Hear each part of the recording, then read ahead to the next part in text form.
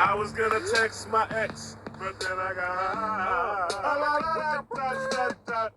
The recent Myanmar, Thailand 7.7 magnitude earthquake may have a cosmic connection.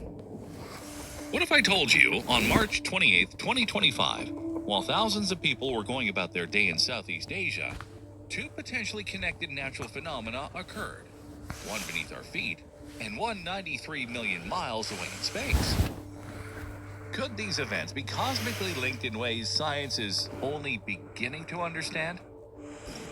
The ground began to shake at precisely 12:50 p.m. local time on that fateful Friday afternoon. A powerful 7.7 magnitude earthquake erupted from a shallow depth of just 6 miles beneath the surface, with its epicenter located approximately 10 miles northwest of Sagaing, Myanmar. The shockwaves rippled outward, devastating communities across Myanmar and reaching as far as Thailand's capital, Bangkok, over 400 miles away. As rescue workers continue their tireless efforts to find survivors amidst the rubble, the human toll of this disaster continues to mount. Over 1,600 lives have been lost, 1,644 in Myanmar, and at least 10 in Bangkok, with more than 3,400 people injured and 139 still missing. These aren't just statistics. They represent families torn apart, communities shattered, and countless stories of human suffering. In this time of immense grief, together with the global community, this channel stands in solidarity with those affected, as humanitarian aid efforts mobilize despite the challenging circumstances.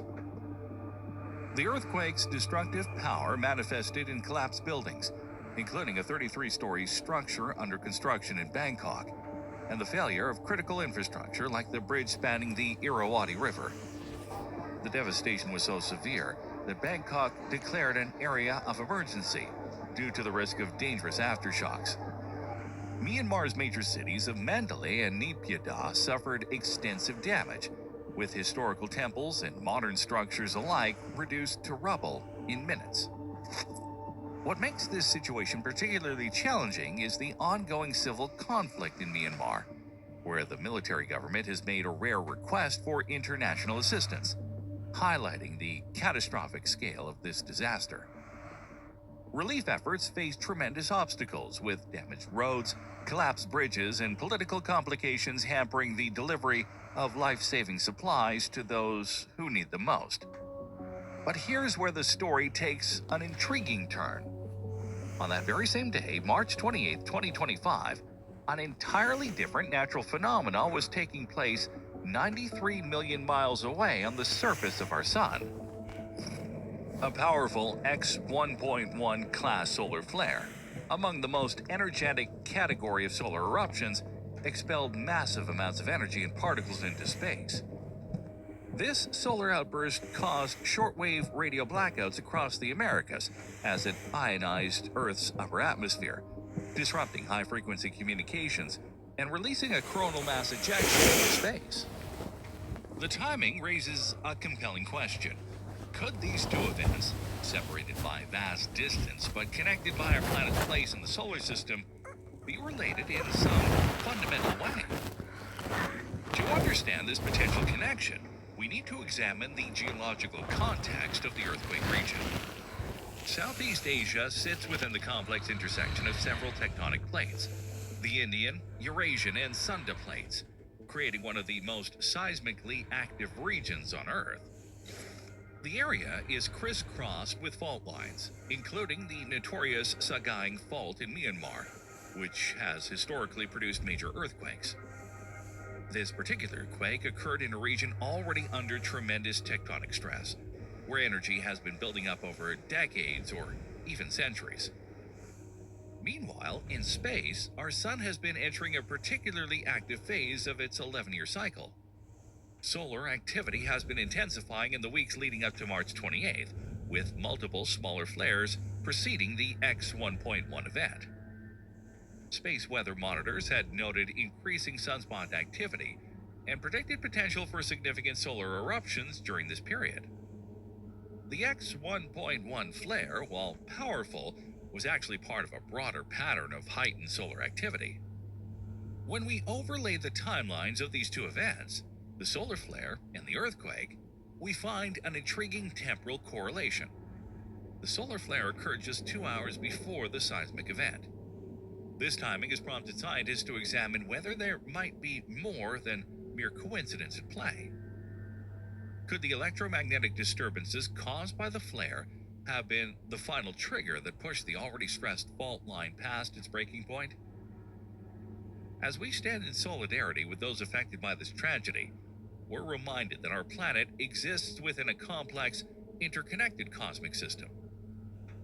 The suffering caused by this earthquake calls for our compassion and support, even as the scientific questions it raises invite our curiosity and investigation.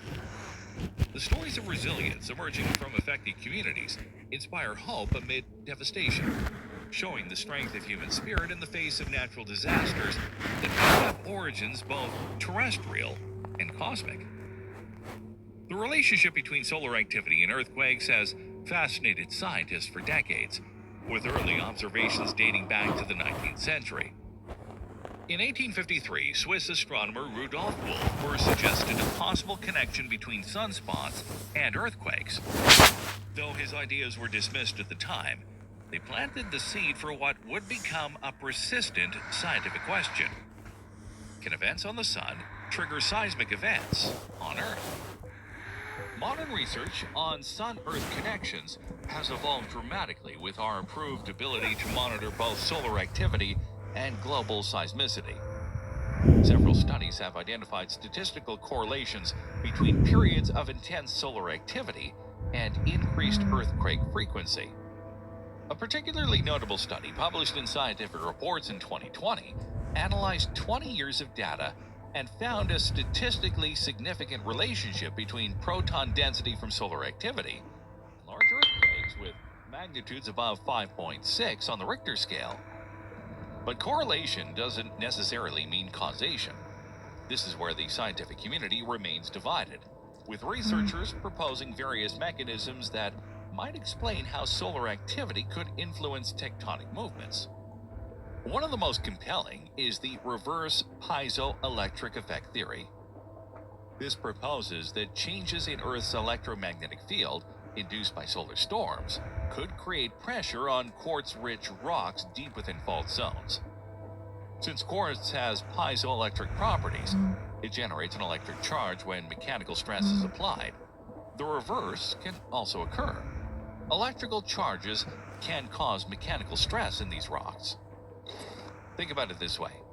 Fault lines are already under tremendous stress from tectonic forces.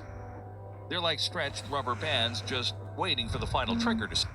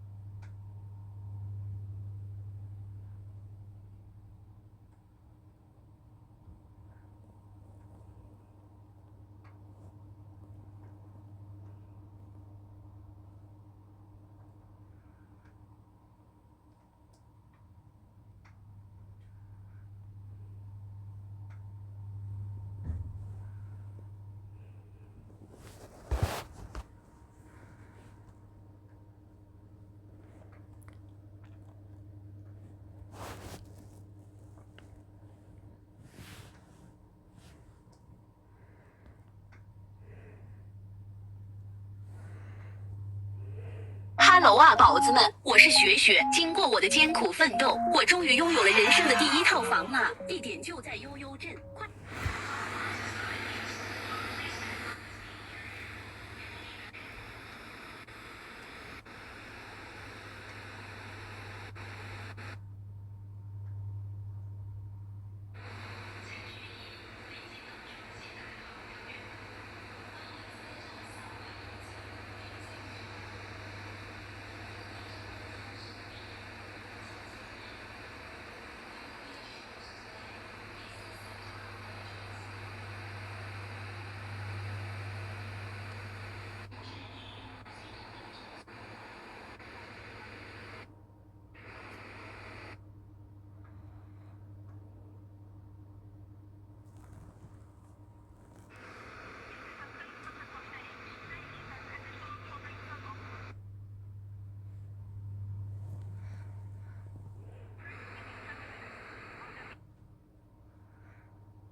！So the Dragon Empire ruined their game again. And what I mean by again, you guys probably know if you've been keeping up with DE for the last 2 years, we had a horrible update which basically just ruined the whole game, and it was crates.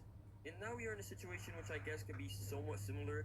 There has been a lot of negative feedback and a lot of just like mixed emotions about this new performance customization, which has been added to Dragon Empire. And I kind of just want to go over it, over some of the positives and the negatives. I want to be unbiased as I can in this video, and all you guys are going to be like, oh, you're a content creator, so you're obviously just going to like everything they do. If you actually watch my channel, you also know this is untrue. I actually try to be as honest as possible.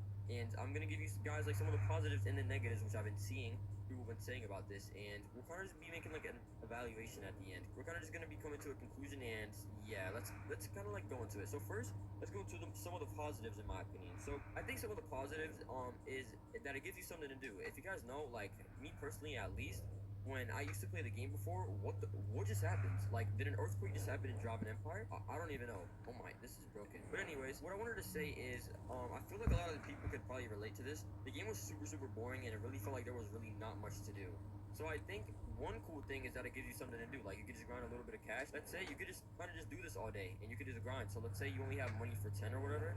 You can hop back on, grind, and it gives you something to do. Like, it gives you a new grinding purpose. And it gives you kind of something just to like entertain you more. Like it's definitely addicting, and it does give you something to do. So I think that's definitely a plus.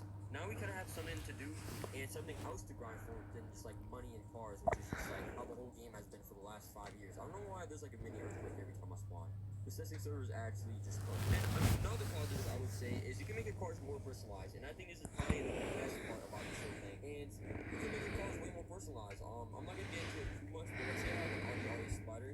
You can just do so many things that you want to. So like now when you want to do like official drift builds and stuff like that, it just makes it so much more easier. So if you want to go for a full speed build, you can go ahead and do that. So we can see right here, speed, these are all a lot of speed and a lot of boost.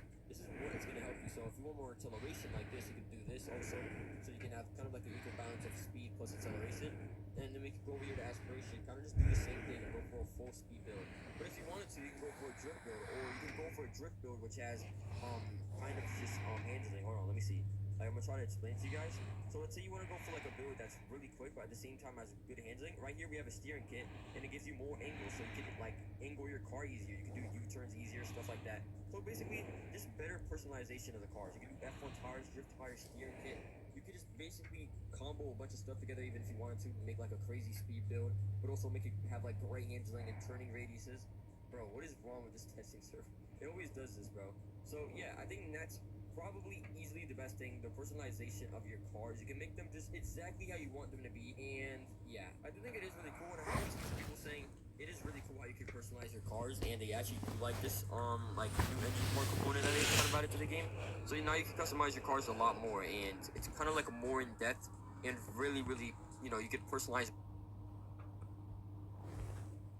This is what the car would actually look like in real life. That's the only thing which I'm kind of a bit confused on, you know? But like, I kind of get it at the same time. You just fuse a bunch of these together, and let's say I would have like all legendary parts here. The car would be crazy, and I do understand that on that aspect. But yes, it's complicated. It's a lot more complicated than the old system, but I do think it helps a lot that it does say like things like acceleration and speed. So boom, I just replaced that, and then we just have more legendary. So this is basically an acceleration and speed build, I say. So let's go ahead and replace for the twin turbo. I replaced it for the same thing basically. Say I want more more acceleration. Let's replace it with this, and then let's replace it with something which gives me more speed. And yeah, I kind of do get it. You just have to take it part by part and look at each part and what they do, and like it tells you right here what it literally does. You have to take it part by part. It's complicated, I understand. I'm trying to still figure it out myself. There's a lot more components and like a lot more engine parts, so it's definitely a lot more complicated, and I definitely do understand that. My final conclusion, I'm being as unbiased as I can. I'm gonna give my opinion always. I'm gonna be honest with you guys. I do think a lot of people are over exaggerating and acting like it's the end of the world. Let me remind you guys, it is a testing server, okay? They did this, and bro, WishTab was literally talking to me on Twitter like, thank God we brought back the testing servers, because you know the feedback. They literally did this so they get feedback and they know what to do and how to move forward, okay? Also, sorry to interrupt myself like mid-sentence, but also another thing which they are talking about adding, I do think like another negative, let me kind of just bring this up, is right here you can't,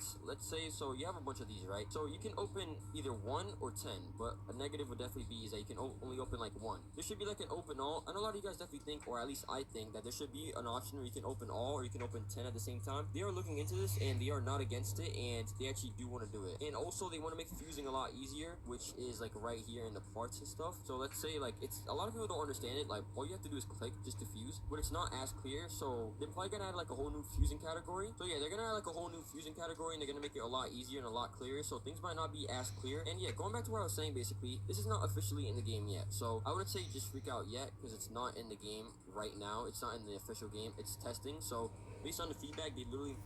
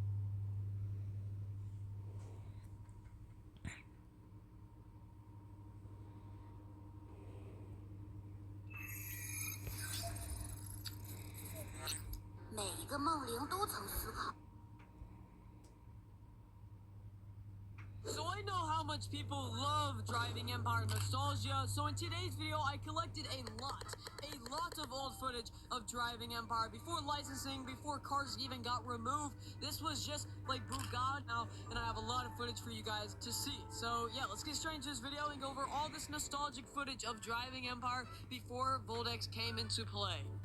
And gambling. We should probably note that that was a pretty big, event. Alright, so first off, we're gonna start with the footage that I found from some very, very old iPad. Wait, just hold on. Dude, this thing does not even charge anymore. I don't know, I just found this in a cabinet. It's been there for 5 years. So first of all, we got this picture of a Dodge Charger with its wheels being taken. What was going on back then in Driving Empire? Yeah, it's pretty interesting. It looks like a dev set this up. It doesn't have wheels on it. It's sitting in Chinatown on, that part of the map. And it has cinder blocks under it because someone took the wheels off of it. That would have been a sick update, but with Driving Empire's licensed vehicles, we are not able to do that. We would get in so much trouble. So yeah, that's actually pretty funny. But yeah, there's the first picture. I know, I just found this on an iPad. What's going on here? Alright, now if we get onto the next picture, this is just very old footage of Lamborghinis in the dealership. This is me buying my first Lamborghini Huracan. You can see I just had owned it. I literally just bought it. You can see like the old McLaren Senna in the back, and if you look to the right, you'll also see a Cayenne. So a lot of Lamborghinis in here. Yeah, this is just a very old photo of me buying my first Huracan and driving Empire. The next photo is this Porsche that definitely did not ever come to the game. This was just an admin car. Photos were everywhere about it, and people were like, oh, when is it coming to the game? Oh, when is it coming to the game? Never came to the game, unfortunately, but yeah, this was like, I think it was like a game cover for a while, like when you play the game, and you see like the side pictures, like when you're about to join the game. It was one of those, and yeah, it's very cool. It had Porsche on the side, or no, it had Prancept or whatever, the fake name for it. Yeah, pretty cool photo right here. But yeah, definitely a fake Porsche in driving Empire, and very old for sure. The next picture is a vehicle removal notice. I used to take pictures of these all the time. I don't know which one this is because there's a lot. There's a KBE1. Yo, why is my car being taken? Holy... Okay, we're just gonna have to live without a car in the background for a second, but 2024 KB Circuit, this might have been Aston Martin. I think it was Aston Martin, 2021 KB, whatever that is, 1970 KBE1. I'm pretty sure this is Aston Martin. I'm not sure though, it could have been anything else, but $19 million I just got from that vehicle removal notice. That was literally the strat back then to make money in driving Empire, was just buy a bunch of cars and wait for them to be removed. It was that sad. Alright, after that, we have some more examples of cars that are not in the game anymore, like Ferrari. We got a, oh, my car's back. What is going on here? Yeah, we got a wide body 458 right here. This is when Ferraris were still in the game and when body kits were allowed, because of course these cars weren't licensed, and that's why we don't see Ferrari in today's world, because we do not have it licensed, so it's not in the game. But yeah, pretty nostalgic right here. This was my wide body 458. Mine personally, I used to take pictures, flick it up all the time at the dealership. But yeah, that is sadly gone. It's gone. Okay, next thing, we got another vehicle removal notice. I think this is Audi. I think Aventismo was Audi. Not sure though, you can correct me, but I got $556,000 for this, so probably some cheap Audis. I was kind of broke back then. A lot of vehicle removal notices back then. Cars were being removed left and right. I probably got that wrong. The camera's reversed. Okay, the next one is very nostalgic because we got more Lamborghinis, bro. This is a wide body Aventador. This is like my Stradman spec. Me and this other kid, I forgot who this kid was, honestly, but we had matching Stradman Aventadors, and yo, why is there a McLaren F1 in the background? Yo, what is going on in here? But yeah, we got a bunch of wide body Aventadors. Yeah, I missed mine a lot, and then after that, we got more vehicle removal notices. How many cars were removed back then? Okay, so we got another vehicle removals. I think this is definitely Lotus. Yeah, because look, it says Loti lease. So it's got to be Lotus. I got $300,000 from that because that was nothing. But yeah, a lot of vehicle removal notices were going on back then. And then after that, we have found footage of $3 billion. Holy crap, I was moving back then. This is also probably a very rare screenshot. Drag race time with the 1 of 100 Aston Martin Valkyrie, or Valkyrie, but I don't know how to say it honestly. This thing got 4 seconds. It was insane, and only 100 were in the game. So it was a very rare car, and right there, that is driving Empire drag race footage of that car. So that's actually pretty crazy. All right, then after that, we have 3 more photos for me. My wide body Huracan. A lot of people remember body kits, so I like showing this. And then also a picture of the dealership. This one's probably a very good picture because look, we got a Ferrari 599, and then a McLaren GT. Another Ferrari, what is this called again? It was, ooh, I don't know. It's a Scuderia though, for sure. An Aston Martin, a Tesla Model S, and then another Aston Martin. Then down here, we got a Dodge Viper, old GT3 RS, old Bentley, old Ford GT, and then the Spiker, and then a GT2 RS. And then we still have Mercedes in the game. We still have old Porsches, now Ferraris, old McLarens, another Ferrari, and Mercedes. More Ferraris, a Porsche GT3 RS, a 765 LT, a Cola 9 Mercedes 765 LT, an A12 Superfast. Wow, I literally forgot that car was in the game. It's been so long. A old Ford GT, the Pista, the 458 Special, one of my favorite cars, a Carrera GT. This is crazy. And an A12 Competition, or whatever you want to call it. So yeah, a lot of memories are held in this dealership picture because this was the old dealership, and that is all the pictures from me. And now we have more pictures from a friend, and these are even better because he was very rich back then, so he had a lot of money and a lot of cars in his inventory to show with a better quality. Because just admit it, those iPad pictures were horrible. But here are some more pictures of nostalgic driving Empire. First of all, we got an A12 Competition Aperta. I might be saying Competition wrong, I don't know, but yeah, Aperta. That was a very rare car back then. Yeah, we got more pictures of it, a lot more pictures. This is like the rear, and then interior. I don't think I got that interior. But yeah, a lot of, Ferraris back then that we still don't have in the game. And this is going to be a very, very important one. It is an SVJ 63 edition and a Bugatti Chiron. That is probably that is the main pick right there. First of all, this Lamborghini was rare. It was a very rare car. And then you got the Chiron. A lot of people love the Chiron. It was the #1 go-to to go fast in the game if you didn't have a ton of money. This is definitely a lot of nostalgia held in this picture right here with more Lamborghinis. This is a Lamborghini Diablo, a yellow Lamborghini Diablo. Like I said, these aren't my pictures, by the way, so I got these from a friend when he used to play. This is pretty crazy though. You got a Diablo, and then an SP1, or no, SP2. This one has 2 seats. So another Ferrari. This one looks it's like a road shot. I mean, this is kind of old map. There's a lot of old map back here and some old cars that are not in the game anymore. So that is very, very cool to see driving on the road.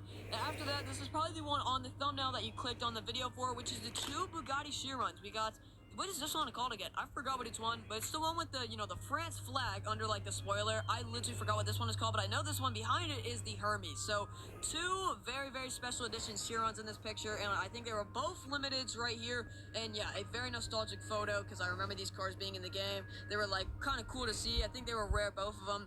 And then after that, we got some more Lamborghini Aventadors. I just know a lot of people love Lamborghini Aventadors, so this is definitely more nostalgic. We got another Stradman spec. This was definitely a popular spec back then to do on the Aventador because the wide body kit was literally his. It was literally the exact body kit that Stradman has. So another wide body Stradman Aventador and another 63 edition, the rare one. So this is actually a very, very cool picture we got here. Yeah, just seeing these pictures.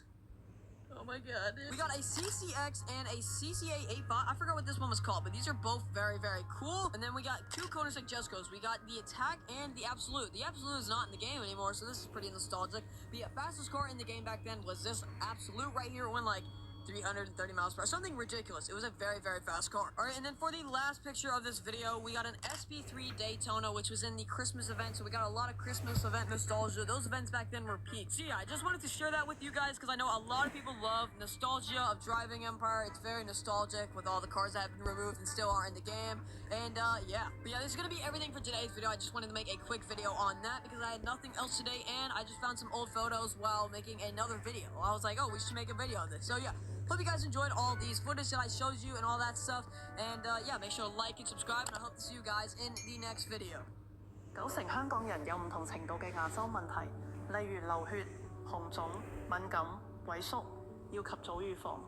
高露潔 Total 牙膏對抗牙周病細菌，3倍擊退牙菌膜，主動防禦牙周問題。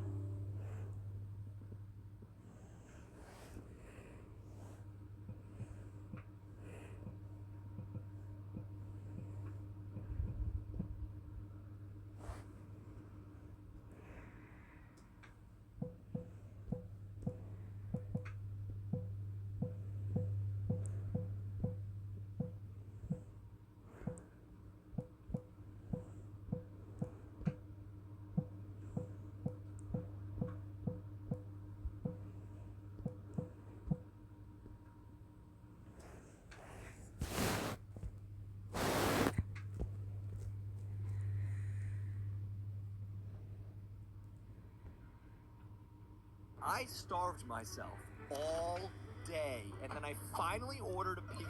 But the only way I'm allowed to eat this pizza is if I can win all 100 Mario Party minigames before it gets to my house. Now maybe you're wondering, how is this even possible? Because a pizza normally takes a half hour to be delivered. Well, not if you order from the delivery app from the farthest possible pizza place that'll accept your order. And I ordered toppings, 3 completely different sides, and I even asked for the pizza to be well done. But even with my app estimating an hour delivery, there's really only one way that I'd even have a chance of pulling this off. I'm running at 2.5 times speed. I don't know if that actually, that's gonna hurt me in this minigame a little bit, but I think we can win still. I don't know, that's kind of close. We won! We won! I'd have to run the game much faster than normal, but wouldn't this make winning way harder? Of course we get this minigame. I already died, yeah. Of course it will, but it was my only choice. If I'm gonna try to beat all the minigames in time, I have to run the game fast. Not to mention, I'm gonna be punishing my wallet because every time I lose, I'm gonna add $5 to the delivery person's tip. That's $5 already. I don't know what it's actually gonna get to. They're preparing my order. This is proof. Can you see it? Oh, no. Okay. egg, banana, crown, mushroom, DK. The Wario was on this side, I think, and the Luigi was on this side. Yeah, did I get it? Nice. So the animation, like, I don't know, there's a cutscene at the end of each. It just takes forever. I think the game just ignores what speed you're playing at, and it just plays the same length. Like, look, we're just sitting. Why are we sitting here? It's gonna be all right. It's not gonna be all right. I should have been the one. Why did I? Oh no, I'm the one. Yes, it's possible that I haven't eaten all day, right?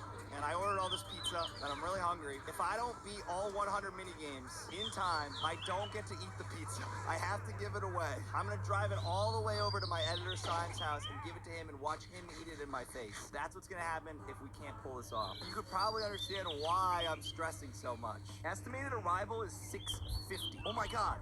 That's an hour from now. I picked the furthest possible pizza place away from me that they would allow delivery. We might actually do this. So we have 10 wins. 10 wins in 5 minutes. Oh, it's gonna be close. I mean, we've gotten some pretty easy mini games though. Uh-oh. Just go.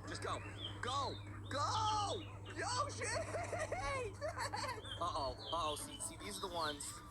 I'm playing kind of the game you gotta play because you have to play on faster speed in order to get this done in an hour, but it makes it a lot more difficult, you know what I'm saying? There it is. The inputs are so incredibly sensitive, but that's okay. We got a straightaway. Oh, come on, rip it though. Rip it. No, we lost. Let him go. Just let him cook. Let him cook like a pizza. You brothers. What am I doing? I got 1. I got 2. Bang. I legitimately have hope. Before we started this, I had no hope. I thought I was gonna go hungry. I feel like we've gotten a lot of quick ones. This one is not a... Luigi just wants to die. Apparently I want to die. What is... He's gonna do the follow me strat. Stop it! Oh, with a second left. Oh no. Nice and smooth, nice and easy. I still die. I wonder if there's gonna be any minigames that just wall me, dude. Like, hopefully this isn't one of them. Okay, I'm just staying in the middle. Because if I tie for first, that's a win. I'm not going on the outside. Oh no! Okay, should I even do that map again? There we go. Whatever, man. I just want to eat, dude. I just want to beat it. No, you... Come on, dude. You got this. Oh, they died. Okay. Oh, what the frick? It's hockey! The timer's going way faster, obviously. Peach, get it in! Yes! We need to defend the net. No! I didn't know that was the shoot button. How did I just do that? I get so overwhelmed with this. Oh, yeah. Oh, just rub it in. All right. Update. They're still preparing your order. I think it's the hunger. I really think it is, dude. Oh, no. I don't have a good feeling about this one. No! I tried to hit Peach. It's a quick minigame. Quick W. I'm not even looking. What? I mean, come on. Oh my God, that's fine. We both won. We are a fourth of the way there. Look at our score. What do we get? $75, dude. The tip pace is $300. Peach. My girl, dude. The front is so much better in this minigame.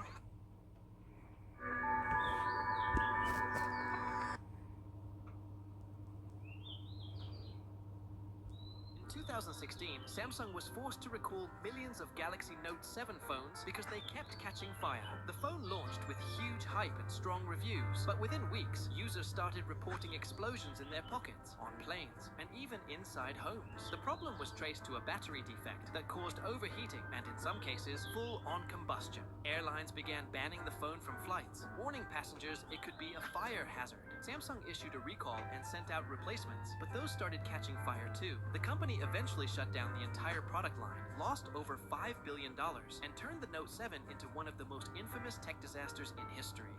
2016, Samsung was forced to recall millions of Galaxy Note 7. What? About an hour ago, 8-year-old Chuan Jigang got the Rubik's Cube world record with a time of 3.05 seconds.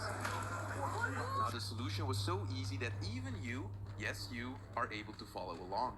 You can see the scramble on screen right now, so feel free to pause to follow along. So the first step is creating a yellow cross, so he starts by bringing the yellow center to the bottom by doing a white L2. Then he can just insert the green cross piece in one move, and the orange cross piece as well.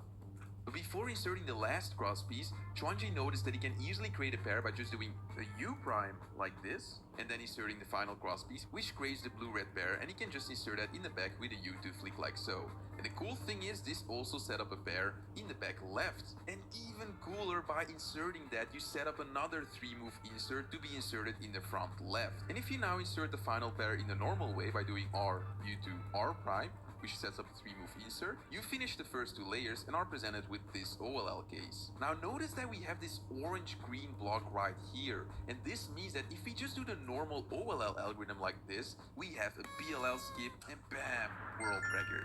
Would you have figured out this solution? And would you have been able... Oh my gosh, no way! Copper! Bro, I gotta get it right now. Finally, bro, I found some copper. I love how useful it is. I can finally make only 2 items now. Furnace down there. Let's go. Now I can finally smelt the copper. Bro, I'm so excited to smelt it. I just hope that there's coal inside this chest. Oh, let's go. There's actually coal in this chest. I can smelt it. Alright, that's all the copper I need to craft anything with copper. A bunch of orphans or copper.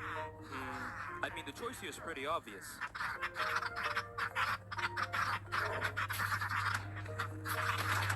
Oh, dang it, the copper disappeared in the explosion. Oh my gosh, no. All maps are lying to you, and here's why. This is the map that I always use in my videos, which is a usual map for most of us. Let's take the largest island in the world, Greenland, and compare its size to Africa. We can see that they are almost the same size, but the real size of Greenland is several times smaller than Africa. This is because our planet is round, and it is impossible to transfer the surface of a sphere to a flat surface without a series of distortions. It's called projection. There are many different types of projections, each of which distorts the surface or is very inconvenient to use. That is why the most optimal and usual option for us is called the Mercator projection. It is convenient for navigation and perception, allowing to keep the shape but breaking proportions. Countries that are closer to the equator have more correct sizes and proportions, but the further from the equator, the more the countries stretch upwards and distort in scale. Here is a visual example of what countries would look like in real proportions. Countries away from the equator are actually much smaller than we see them on a map. All maps are lying to you. Hey, do you still give free drifting cars? Yes, I give them to my subscribers. But I've been your subscriber. Did you also comment and like the video? I think I forgot. Do that and get yours now.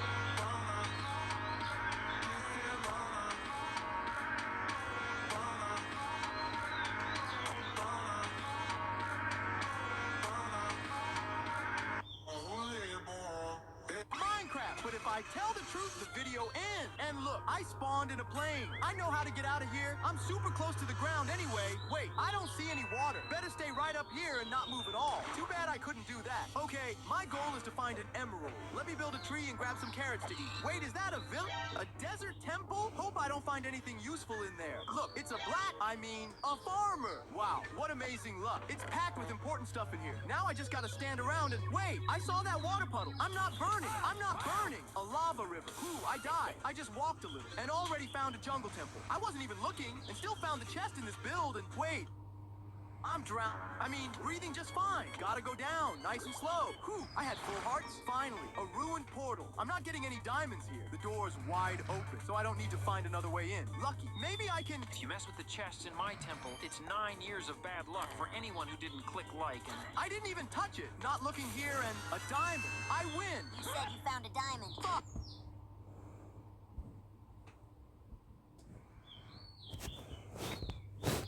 普通人揸嘅 S1 係觀光巴士，喪標揸嘅 S1係玩命巴士。今日嘅司機繼續都係喪標，佢覺得揸普通雙層巴士冇咩難度，所以就決定將觀光巴士化身成觀光過山車。睇下乘客拍卡嘅速度就知道佢哋趕住去投胎。開車啦！上層戴緊假髮嘅朋友，麻煩請撳住自己嘅假髮。如果唔係上車30歲，落車就變咗50歲，露埋個地中海俾人睇就唔好啦。有條友諗住影司機名牌投訴。不過喪標揸嘅車個名牌唔係攞稱更加扶手貼紙貼住，就係冇擺名牌出嚟。正所謂上落有門，投訴無門，咁容易俾你投訴到就唔係喪標啦。你再唔捉實啊，一俾油你就飛咗出去啦。哇！好彩大陸直通巴公司冇請喪標咋，如果請咗嘅話，嗰啲綠皮火車我諗全部都可以收檔啦。嗰啲綠皮火車最多都係開160，喪標揸部巴士都可以同你上230，價錢仲要係火車嘅一半。上到車一定包保送到你去目的地，以搶錢為宗旨。只待旅客如宣紙呢一樣嘢根本就唔存在。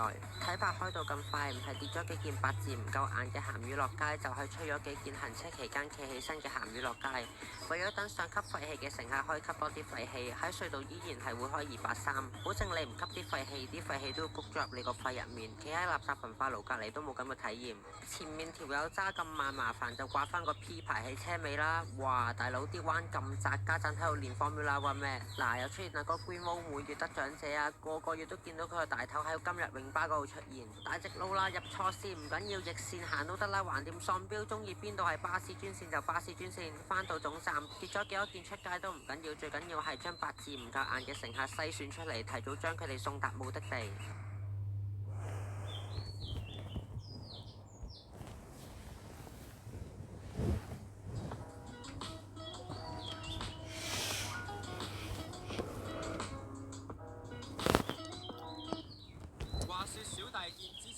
講巴士嘅片都幾收得，所以今個星期又食翻老本講巴士。好耐之前我已經有做過奇怪巴士走線呢個 topic， 不過條片嘅製作方式同 format 已經同我依家拍緊嘅 regular 片好唔同。就算叫我而家翻去睇翻自己條片，我都會覺得不堪入目，同罰坐7分鐘冇分別。所以今集不如我哋就嚟個續作，講啲行法可以話係世界級，完全唔知想點搭到乘客會非常猛憎嘅巴士路線。事不宜遲，我哋馬上開始。巴士編號嘅英文字母其實都係有意思，例如呢排大家成日去旅行就會接觸到嘅 A 字頭線，例如 A11、A34就解 Airport 去機場，字尾係 S 就係 Special， 即係一系列特別路線，例如俾人去掃墓嘅52S， 或者朝頭早俾人搭去返學嘅28S， 而 H 字尾就係解 Hospital， 係方便有需要人士去醫院嘅社會責任路線，例如城巴有8H， 九巴有14H， 魚巴都有條37H。相信講到呢一度，熟少少嘅巴士迷已經知我想講邊條路線㗎啦。第一條我要講嘅路線就係32H， 就咁聽落，象山村去荔枝角，方便啲人去仁濟醫院同瑪嘉烈醫院，好似好 make sense， 冇問題。來往呢兩個地方，巴士最直接嘅行法一定係好似佢朋友32咁樣行和宜合路、青山公路葵涌段。不過呢條路線要行經兩個喺唔同地方嘅醫院，走線就冇可能好似32咁直接㗎啦。咁即係都係經一經荃灣，上一上麗景山嘅啫。殊不知佢嘅走線係咁樣㗎。係咪見到中間嗰撇唔知乜鬼嘢已經想作嘔啊？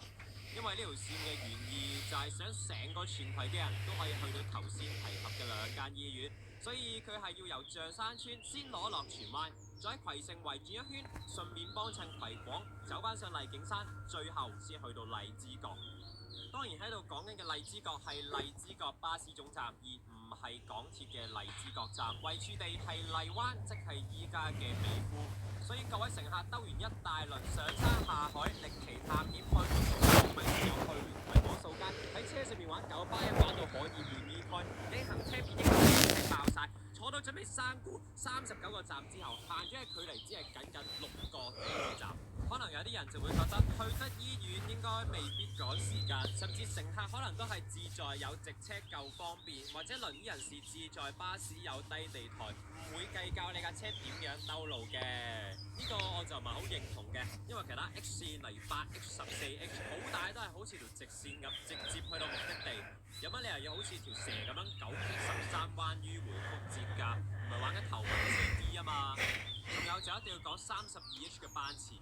打平時等巴士要幾耐？可能密啲嘅路線5至10分鐘已經有車，有啲地方人口少或者係新區舊區，路線就會疏啲，可能去到15至20分鐘。仲有啲使用量較低嘅路線會去到30分鐘一班嘅。但係呢條32H 係要去到1個鐘一班，係啊，係1個鐘啊！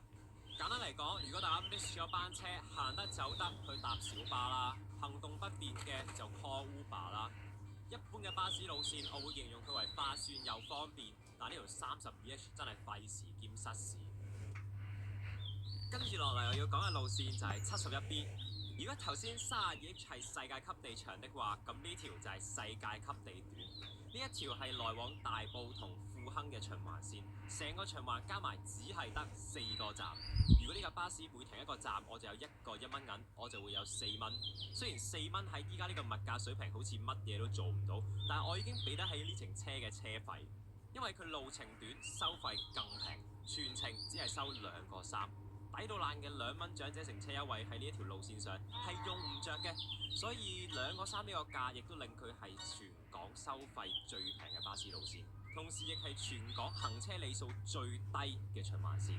成個循環加埋咁啱就係2.3公里。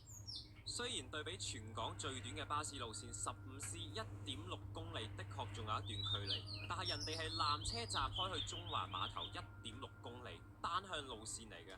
而你71B 就係成個循環加埋先得2.3公里，即係一個正常乘客其實坐1公里多啲就落車㗎啦，俾盡你食埋燈位，加埋巴士安全，行得慢咪都係5分鐘到達目的地，真係 pat 都未坐暖就到下一批乘客，分分鐘仲短過主題公園嘅過山車。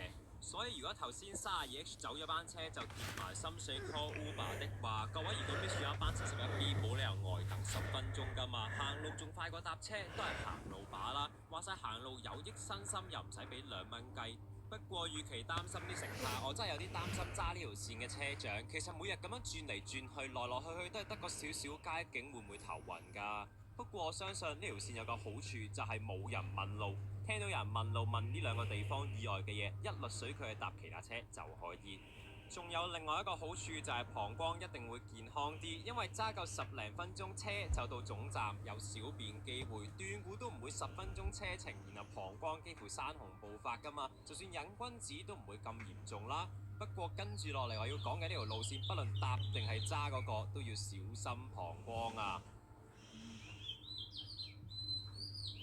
冇錯，我講緊嘅就係 E22A。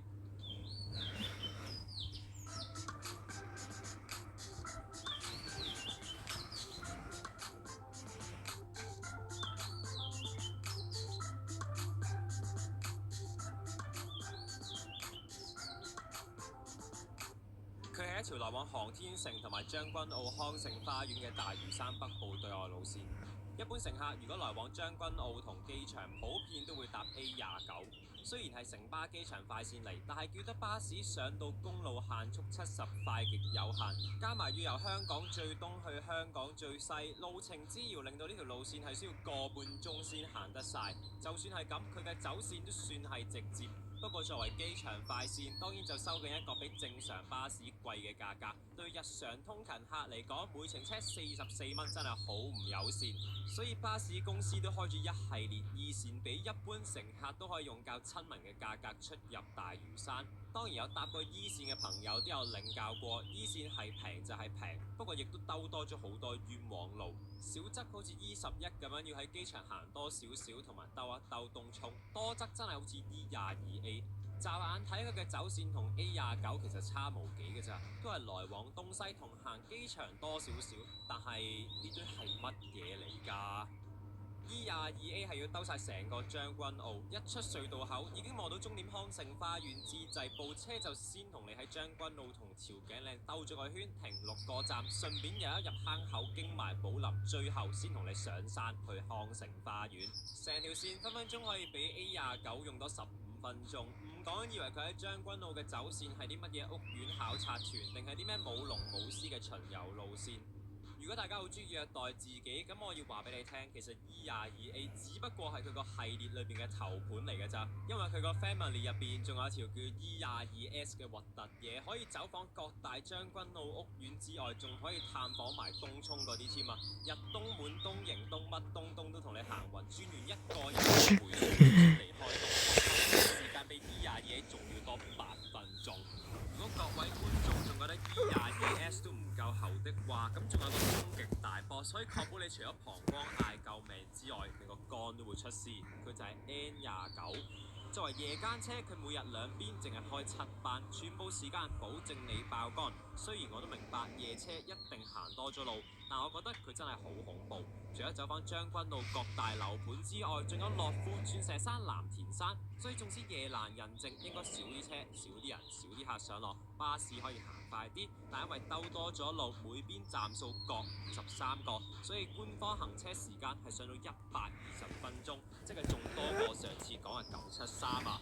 我會話呢啲路線除咗考驗司機嘅膀胱同肝之外，仲非常考驗司機嘅記憶力。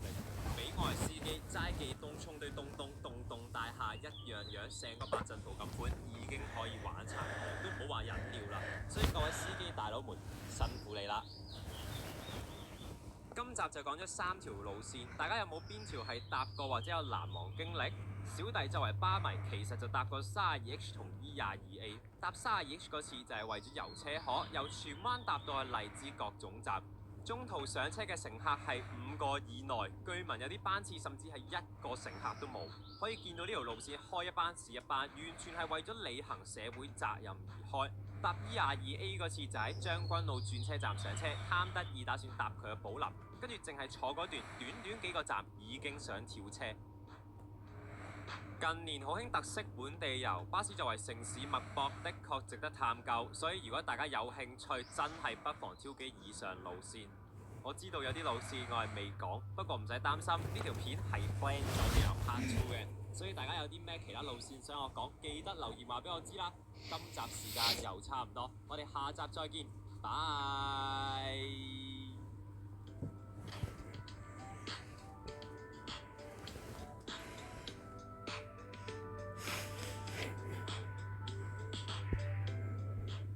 近年好興特色本地遊，巴士作為城市脈搏，的確好值得大家深。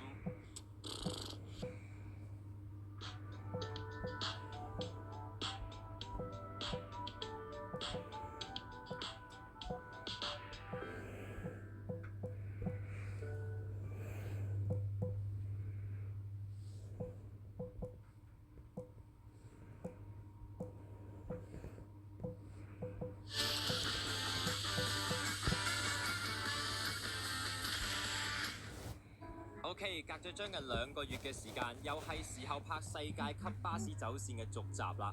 呢個將會係第一個有第3集嘅系列，再一次多謝大家支持。今次要講嘅3條路線，來回程平均至少都有40個站，而且3條路線嘅呼聲都好大，估唔估到係邊幾條路線呢？小弟最唔想就係浪費大家嘅時間，所以事不宜遲，我哋馬上開始。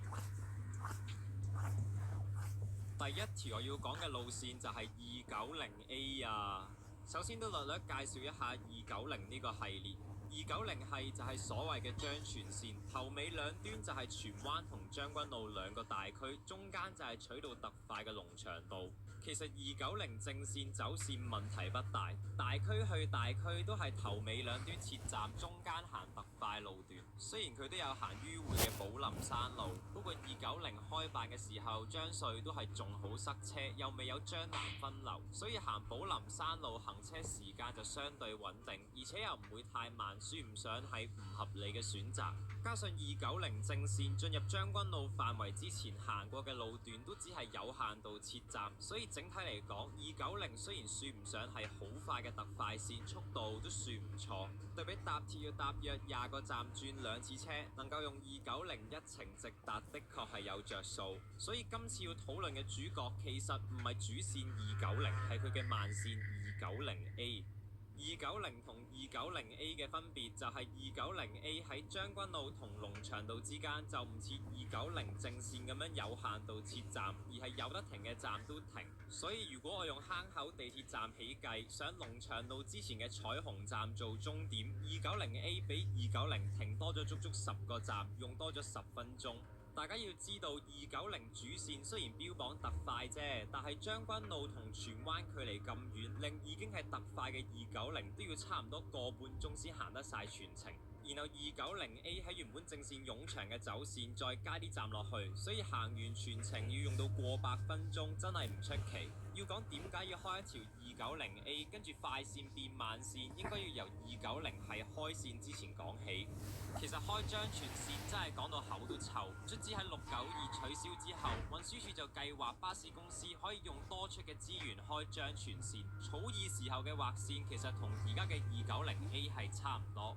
當時嘅西貢區議員就唔滿意呢條線要用當區資源服務觀塘區嘅居民，加上如果條線要由將軍澳一路停站停到去觀塘先開始特快都變特慢啦，所以希望觀塘區嗰邊可以唔使停站。當然每件事都有兩邊嘅，觀塘區議員亦都唔滿意呢條路線飛站，因為咁樣條線就會經過自己區，但係又服務唔到當區嘅居民，所以運輸署就索性叫你兩個都唔好嘈，然後將全線一開二變成飛站嘅290同埋停站嘅290A。290A 理應主力服務將軍澳嘅居民，不過因為利益衝突，就由佢負責大包圍停站，再用290分工做特快，所以就搞到290A 嘅走線咁世界級。後嚟九巴亦都先後開咗主力服務將軍澳同調景嶺站嘅290X 同將南特快290E。當然仲有條290B，不過取消咗就唔講啦。所以除非有車，依家已經好少人真係會搭290A 由將軍澳碌到落去荃灣。好彩地，將軍澳、觀塘同荃灣之間嘅流動性都好大，加上搭鐵咁麻煩，令290係每條線都有生存空間。呢條最兜嘅290A 都唔例外，就算係兜到咁，仍然係客似雲來。第二條我要講嘅路線就係682，一條可以由柴灣帶到你去烏溪沙嘅夠極級路線，全長平均34公里。就算係銅鑼灣去元朗嘅968，都只係行多佢3公里，你就知682絕對唔係短途路線。不過682嘅站數係968嘅2倍有多，所以好多人第一次搭呢條路線會覺得自己中咗伏，包括我在內啊。仲記得第一次搭呢條線就係用佢去烏溪沙轉581入西沙，其實都知682出咗名慢，所以之前就算要入沙田都好，都係搭鐵就算數。不過自己又唔順且，咁巧時間位置都撞到正，就想有啲實驗精神，第一次搭682。小弟喺太古上車，車程大打折扣，不過淨係由嗰度搭到去烏溪沙，已經充分鍛鍊到我嘅耐性。原本所有對682嘅風評對我嚟講都係傳聞嚟嘅啫，但係嗰次入西沙，終於能夠以第一身去感受682嘅威力。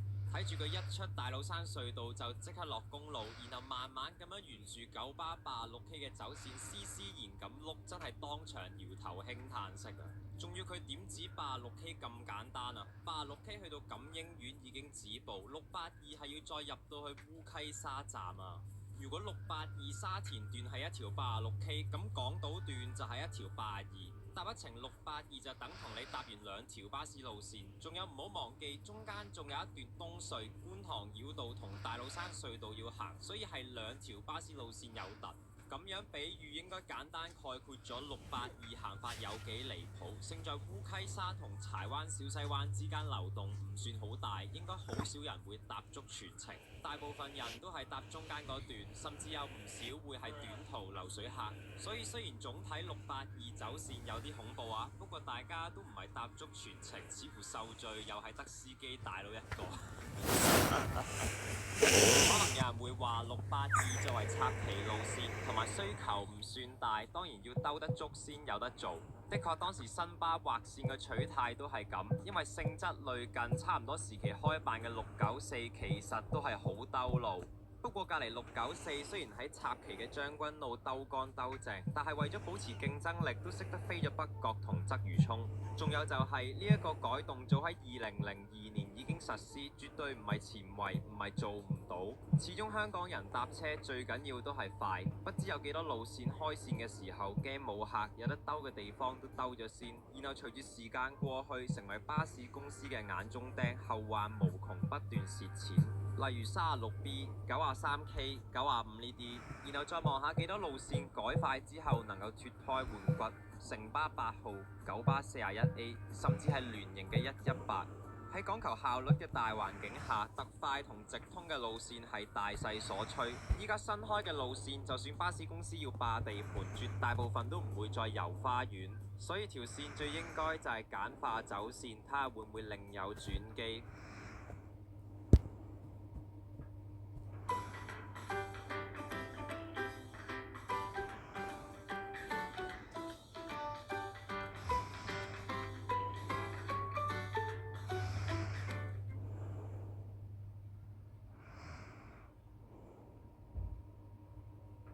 最後一條我要講嘅路線就係971。971應該係3條線入邊最唔3唔4嗰條，因為條線就係個個位都食啲，但係個個位都做唔好，淪為4不像。呢條線係西九龍填海區巴士路線其中一員。當年開線就由嗰度嘅南昌站起步，因為驚唔夠客，就兜旺角油麻地，再行堅尼地城同迂迴嘅域多利道，去到田灣，然後自轉一圈，最後先上石排灣。大家睇得呢個系列多，應該都知貪心冇咩好下場嘅。之前606已經係一個大好例子。971度度都要染指，但冇一個地方係佢主打。要夾硬講都可以話域多利道係，但如果有睇上集應該都知域多利道喺巴士營運角度嚟睇，基本上係一潭死水。再加埋佢個位喺成條線正中間，要咁樣兜域多利道，自然就得失咗田灣同石排灣嘅南區人。雖然講到最尾，佢哋其實都係走返去搭自己公司嘅970X 啫，但係要特登開車去做冇人捧場嘅971，以商業角度嚟睇，都係對巴士公司冇着數。講完佢喺港島嘅走線，當然就要討論下佢喺九龍嘅走線啦。要喺西九龍填海區比較直接咁樣去到西隧口，其實應該係用914嗰隻行法。奈何以前嘅新巴又要驚冇客，係都要行一行旺角油麻地先安樂，而且佢又唔似970X 咁樣大半條彌敦道都覆蓋到，淨係得旺角油麻地先有971。所以呢條線做西九龍海皮、彌敦道購物區，甚至係南區都係唔鹹唔淡，度度都玩下，但係冇一範玩得掂。識睇 app 嘅乘客會俾你左兜右兜嘅迂迴走線嚇走，唔識睇 app 嘅乘客莫講話搭你啊，根本都未必揾到你嘅站。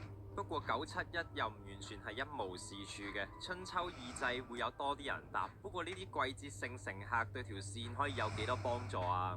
如果成年都有需求嘅地方，應該就係旺角油麻地佐敦來往堅尼地城，因為佢主要嘅巴士競爭對手即係104，行完大半個港島先到堅尼地城。另外904又唔能夠落到去油麻地同佐敦，所以上述地方同堅尼地城嘅往來就係靠971啦。不過堅尼地城個餅又唔係大，同埋有鐵路覆蓋，望下隔離904幾枚就知啦。淨係做堅尼地城往來彌敦道都唔係辦法，但971嘅其他功能都係做唔好，所以班次都唔開胃。睇下城巴之後係咪真係取消43M，喺域多利道沿路增加拍卡機。如果係的話，971就可以食咗43M 啲客，令佢有多個功能同多啲乘客。今日又再一次講咗3條路線，自己睇完真係覺得3條線都好精彩。都係嗰句啦，大家有興趣又係不妨挑機以上路線，睇下邊條搭得最緊。如果仲有其他路線再想我講嘅，都係留言話俾我聽啦。最後，記得去5000訂閱嗰條片留言區問問題啊！今集時間又差唔多啦，我哋下集再見，拜。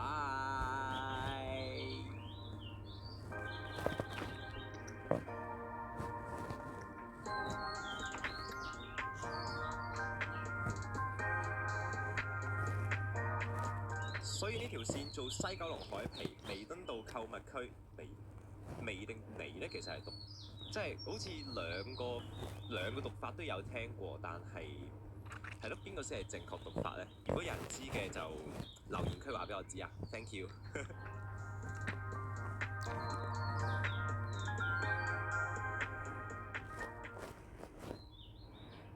。I was gonna put this guy to sleep, but then I got high.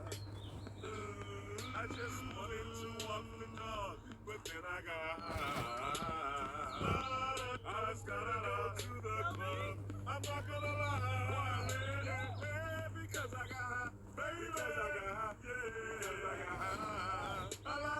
Because I got high, baby, because I got high, yeah, because I got high.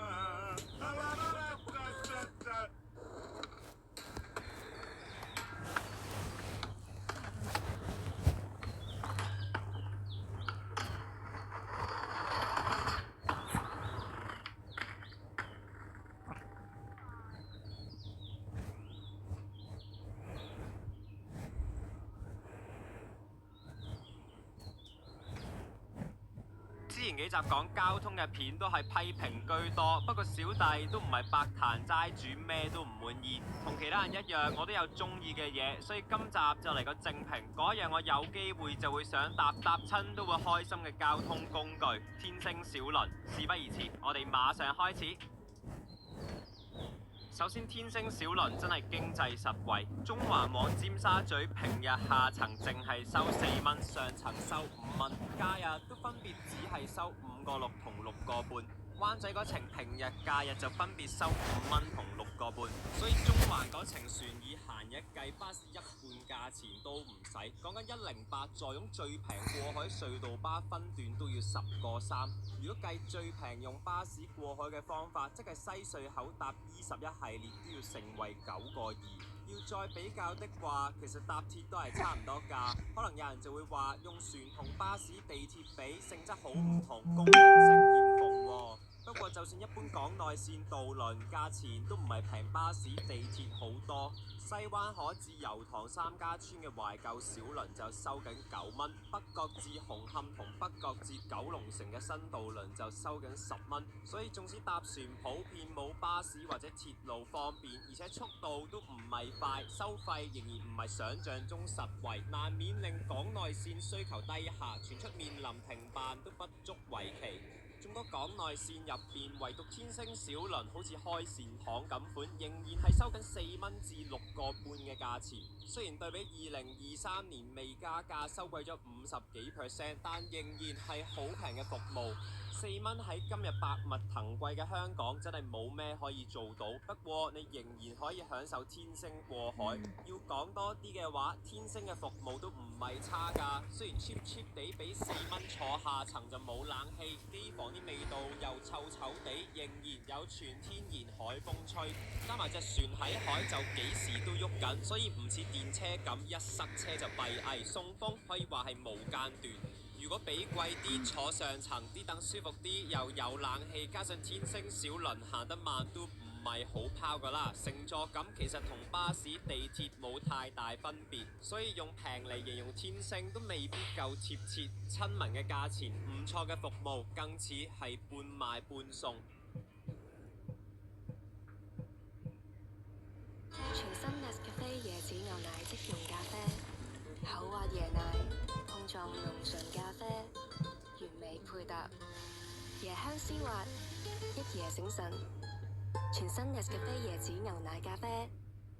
船一般俾人嘅刻板印象，香港人一般都會稱去澳門玩做過大海，而過大海嘅其中一種主要交通就係渡輪。雖然依家已經有港珠澳大橋，但渡輪仍然係佔一席位。當中最深入民心嘅船款一定要數波音嘅929水翼船。佢喺水面上滑行嘅速度同穩定性，相信令好多人都嘖嘖稱奇，令佢成為過大海嘅標配。不過事實上，如果依家搭船過澳門，更大機會會搭到其他船種多過929。的確，呢款船最新嗰隻製造年份已經係40多年前嘅1981年，而噴射飛航約30隻船嘅船隊裏面，波音929只係佔1/5，取而代之就係呢啲噴射雙體船。廠方波音繼929之後，亦冇再出類似型號。究竟係乜嘢原因令呢一款船曇花一現後繼無人？今日我哋就嚟講波音929嘅故事。事不宜遲，我哋馬上開始。要講波音929之前，我哋需要理解一下水翼船先。始終水同空氣其實都係流體，所以水翼船嘅原理其實就係基於飛機嘅機翼。當水流過水翼，水翼嘅工作就會為船提供升力。水流越快，升力就越大，令船能夠離開水面。呢度亦都要再簡單解釋下半浸式同全浸式水翼嘅分別。早期嘅水翼船都係用 U 型嘅半浸式水翼，顧名思義，呢種水翼會有部分係露出水面。半浸式水翼結構較為簡單，而且會同海浪有相互作用。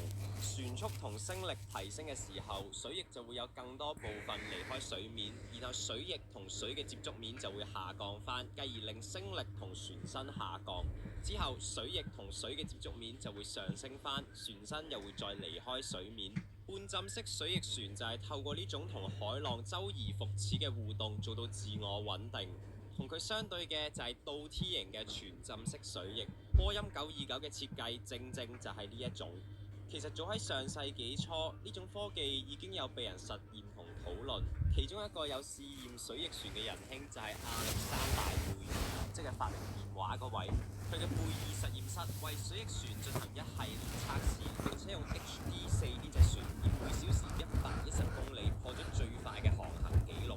當時英美軍方都有派人了解，但就唔知點樣將呢一個設計應用，所以試測完畢就冇下文。水翼船嘅研發亦隨住亞歷山大貝爾過身之後變得沉寂。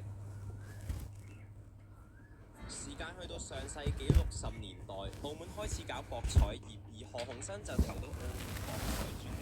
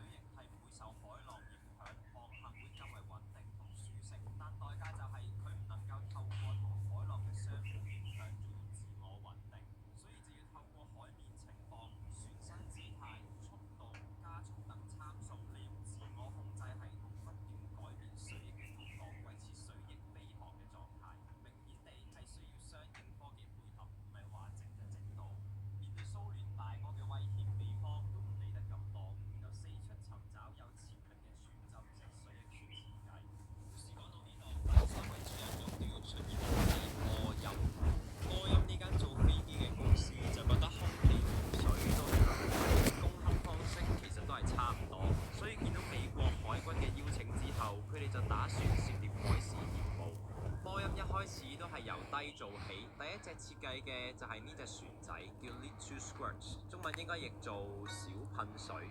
係，就係一隻有水翼嘅快艇。之後生產嘅929真係大相徑庭。嗰個波音都唔係講玩㗎，因為喺佢哋整呢隻船嘅時候就成立咗 Boeing Marine Systems 波音海事系統。之後仲先後推出咗 USS High Point 同 USS Tucumcari 兩款全浸式水翼船作測試。佢哋嘅分別就在於 High Point 係用渦輪引擎 ，Tucumcari 係用噴射引擎，即係波音929使用嗰款。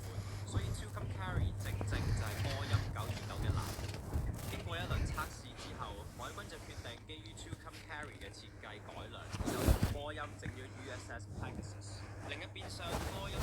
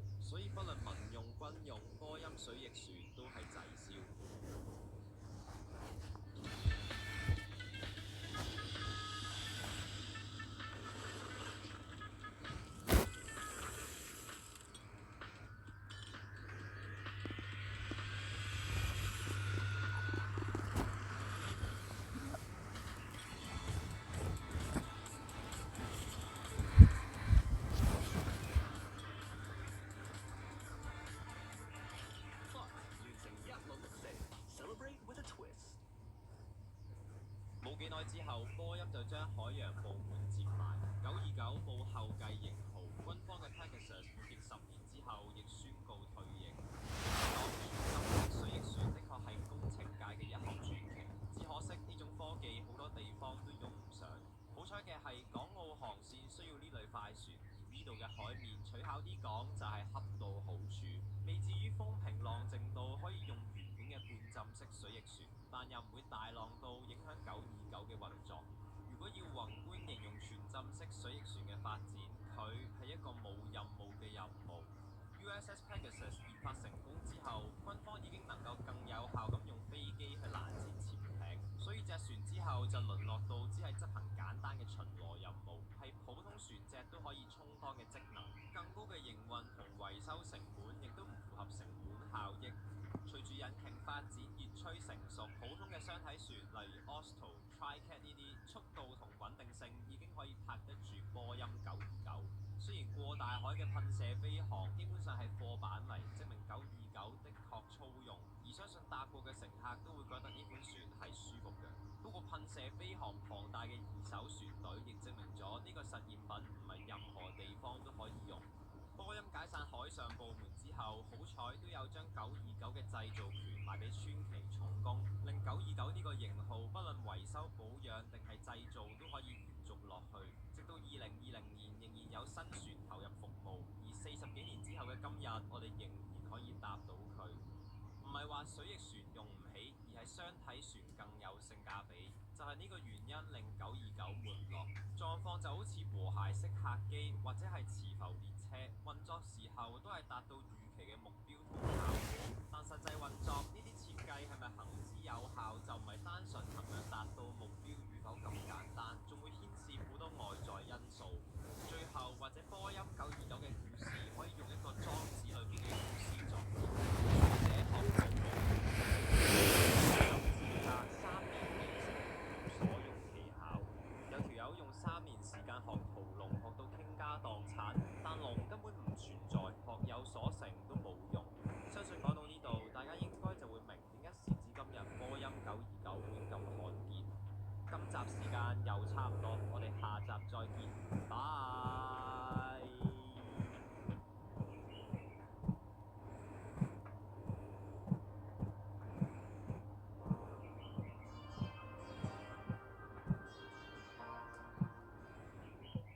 There's a lady who should over glitters is gold, and she's buying a stair to heaven.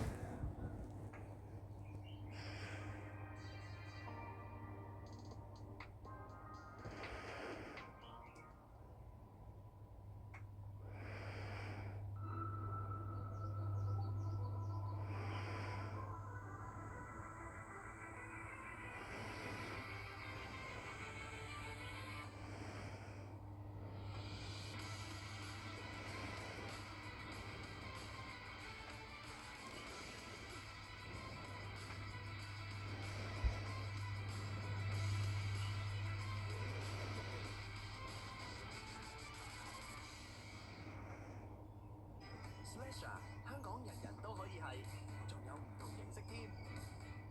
工作、身份，隨時隨地咁變。無論係生活節奏，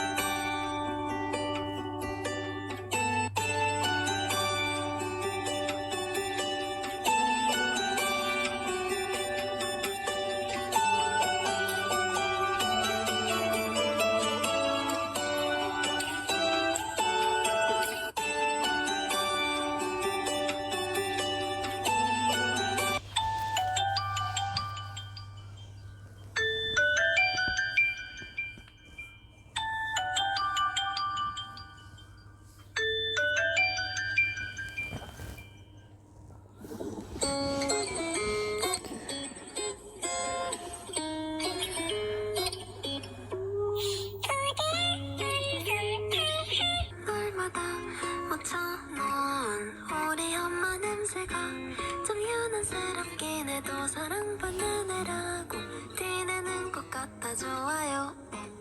처음 보는데 넌 어디서 왔니?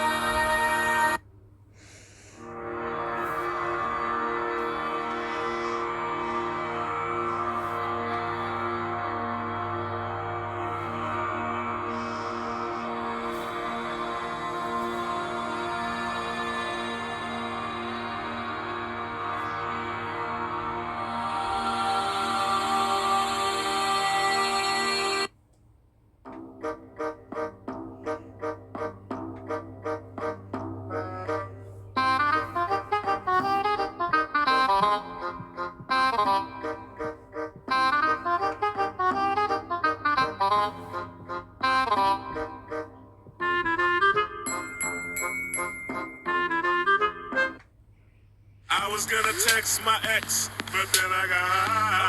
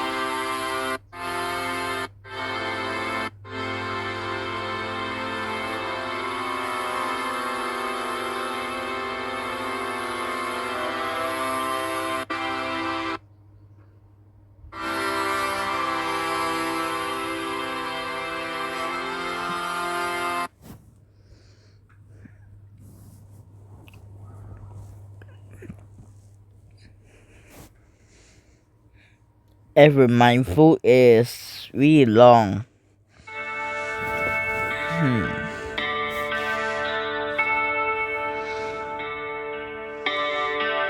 Fightful, maybe.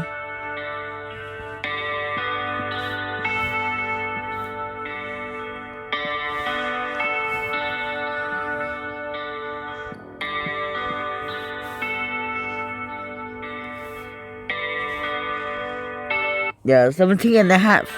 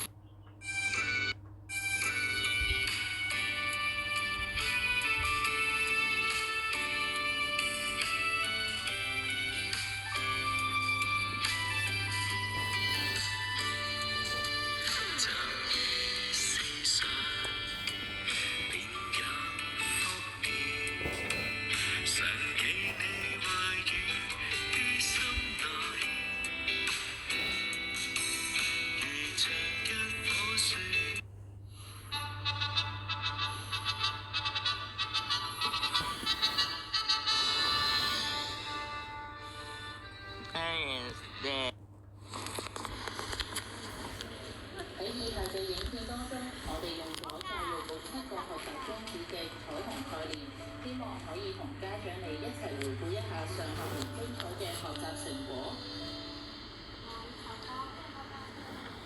透過多元化嘅活動，我哋可以進一步認知祖國歷史同依家嘅情況，包括文化、習俗同社會情況等等。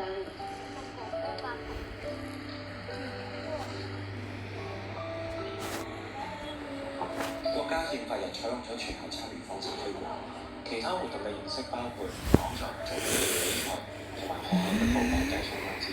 中國方面係中山文化部有個考察活動，到中華文化學習，了解到前文化嘅個人嘅。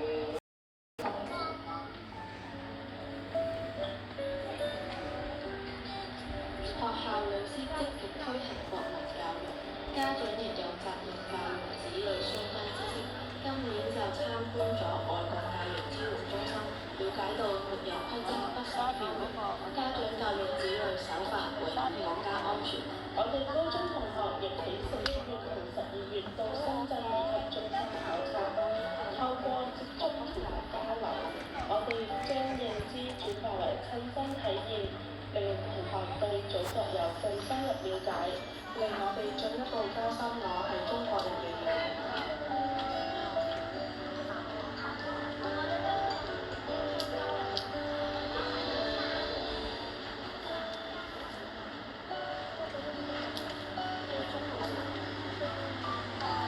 今年老師就參加咗啟發潛能教育，建立成長型思維領導團體工作坊，學習點樣將成長型思維喺學校應用。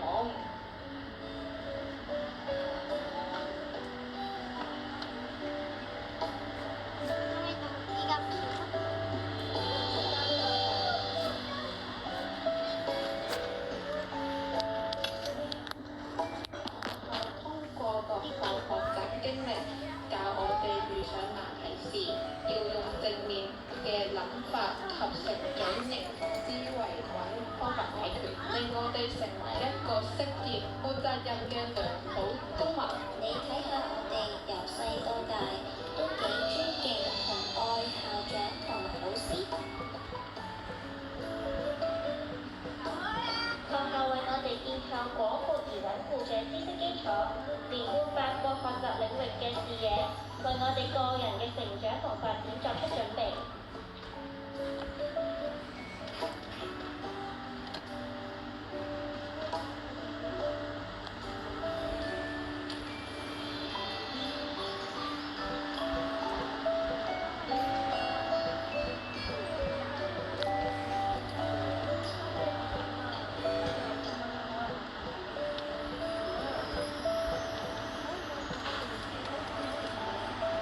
學校為我哋創造唔同嘅場景，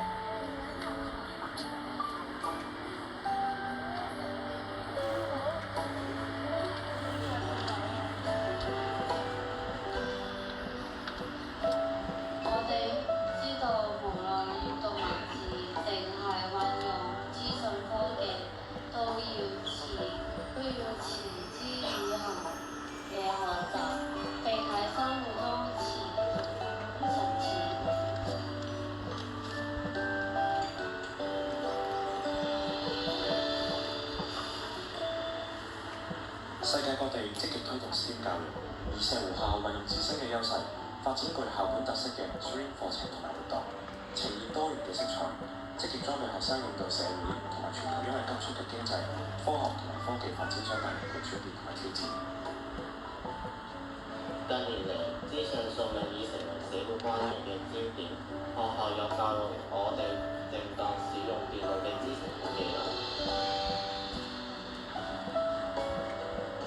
多元化嘅生物規劃教育活動幫我哋擴闊視野，作出明智選擇。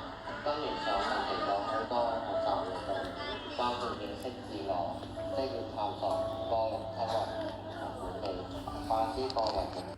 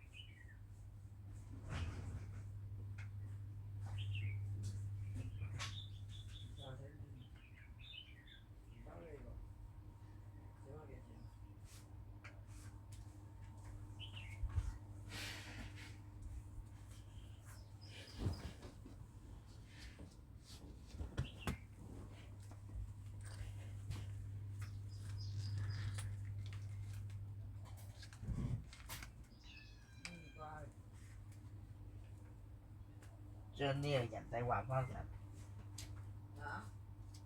仔畫翻成。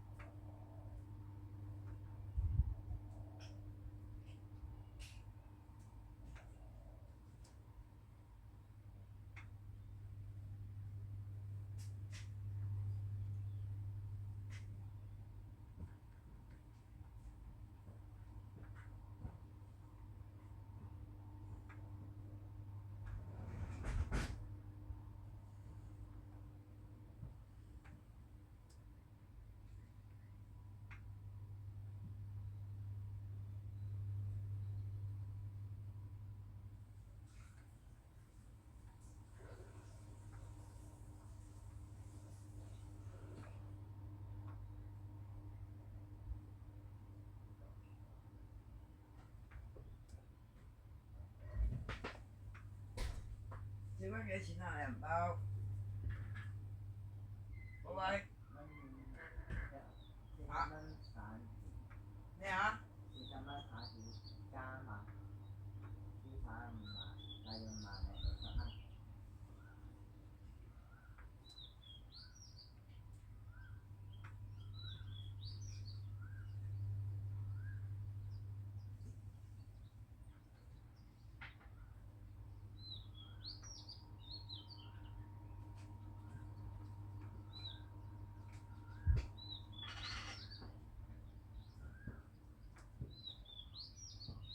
唔係喺度會啊！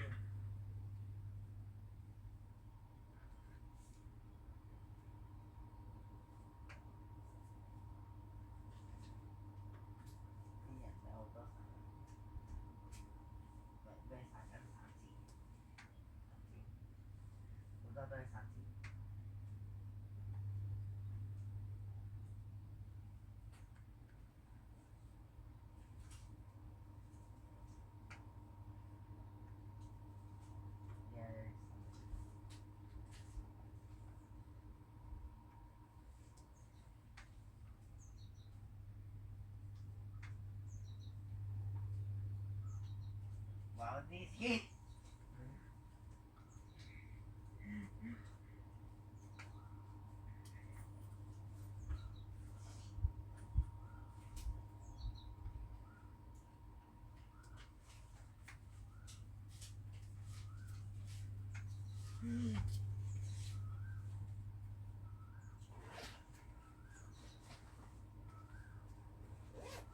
你同我仔買咗好少嘢啫嘛，都係。你嗰度買咗幾多錢啊？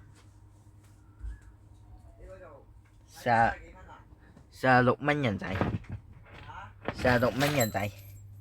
你嗰度買咗26蚊啊？唔係26，46。你嗰度買咗46，呢度仲有81蚊喎。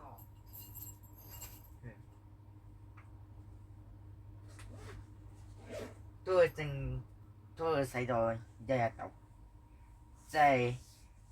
即係一日使益40幾蚊咯。早晨。早晨，早晨。好，乜嘢咩返學咩？係啊，咩啊？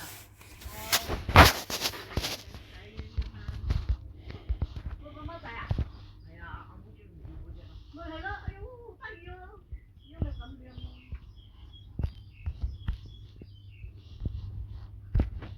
嗰啲咧，嗰啲啊，靚入邊咯，雜好入邊咯。有冇問題啫？咁咪係咯，呢個佢哋養到幾好啊？所以養你更要有心機啊！唔係嗰隻大啲，嗰啲大啲啊嘛，貓奶。有奶啊，不過冇睇。有嗲有百厭。呢個厚唔厚啊？好薄嘅。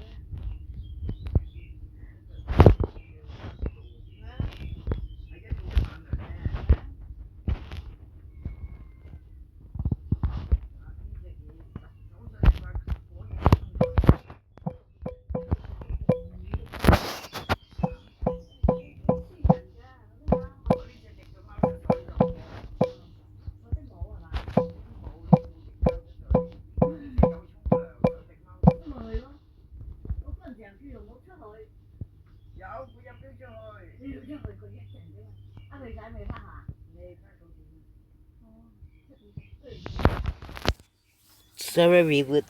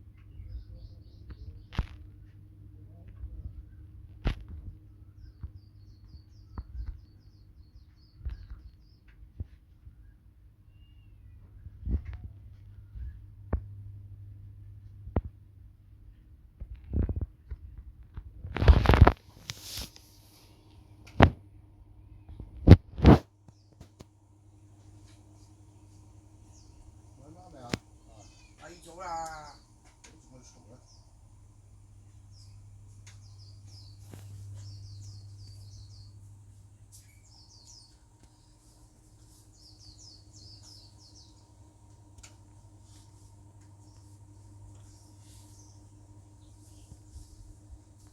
見面啊？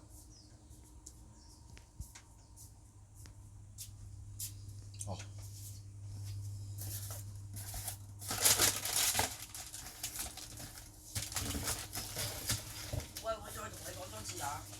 你冇撚立亂，你同佢下，你唔好再同你個仔講話你唔夠啤手，所以要攞多一聲啊！嗰度嗰7盤留翻俾你今晚啊！你自己飲多咗㗎，嗰度係。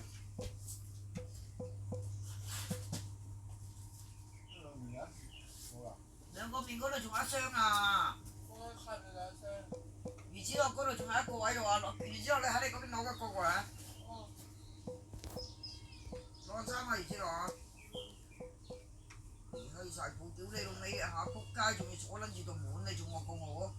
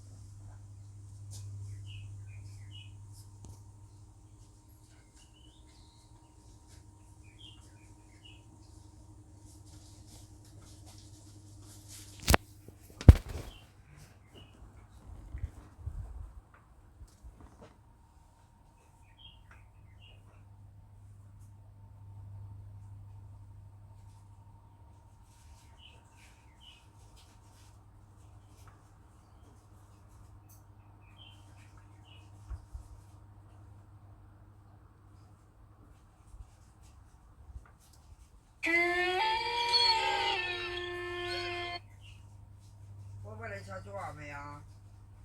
刷咗。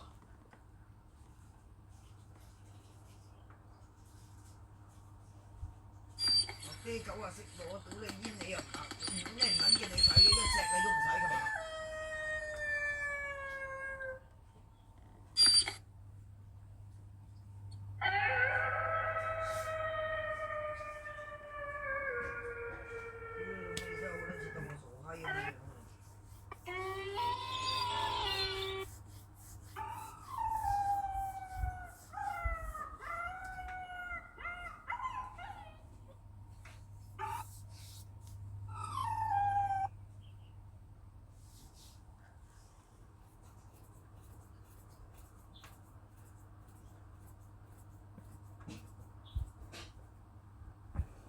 There's a must-have app for Roblox players you haven't heard of.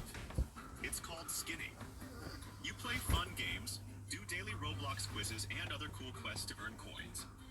Then just swap those coins for Robux or any other gift card for your favorite game. 唔知我晾衫未啊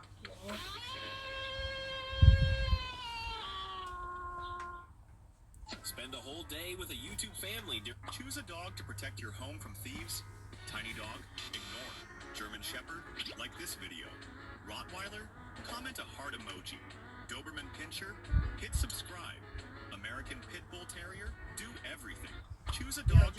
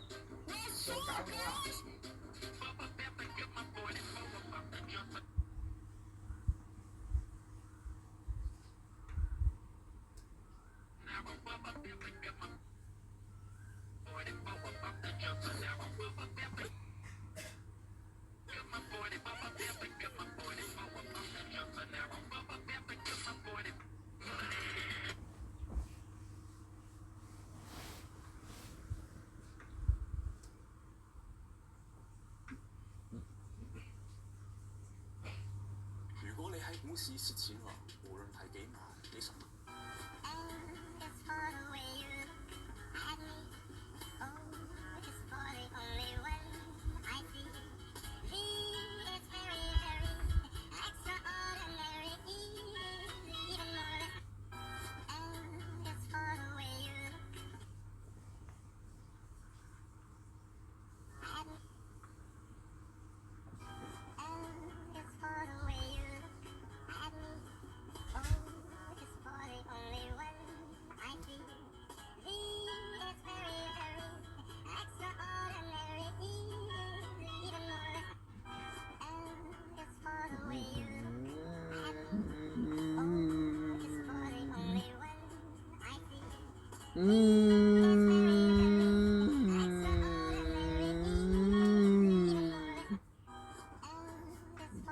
我哋嘅食嘢。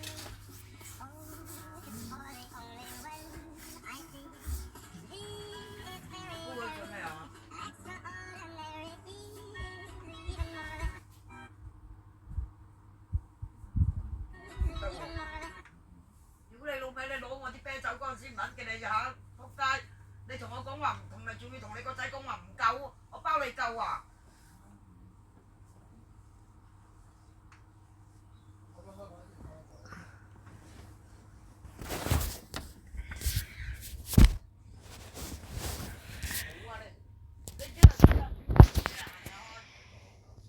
咁我一定要俾啊！等下先啦。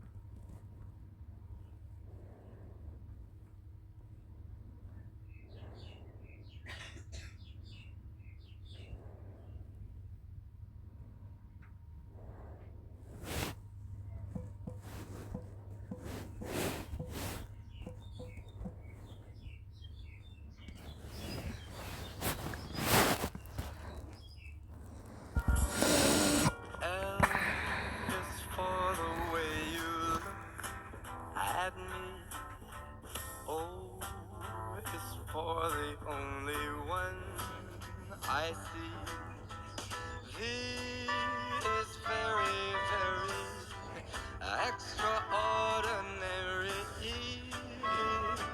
Even more than anyone that you adore can love.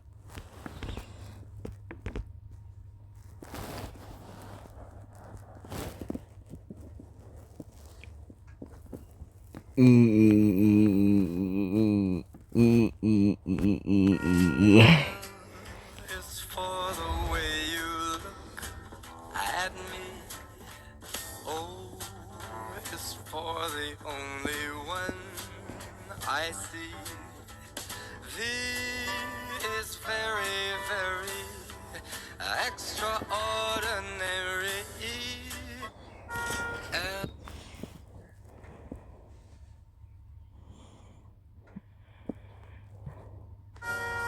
L is for the way you look at me. Oh, it's for the only one I see. V is very, very extraordinary. L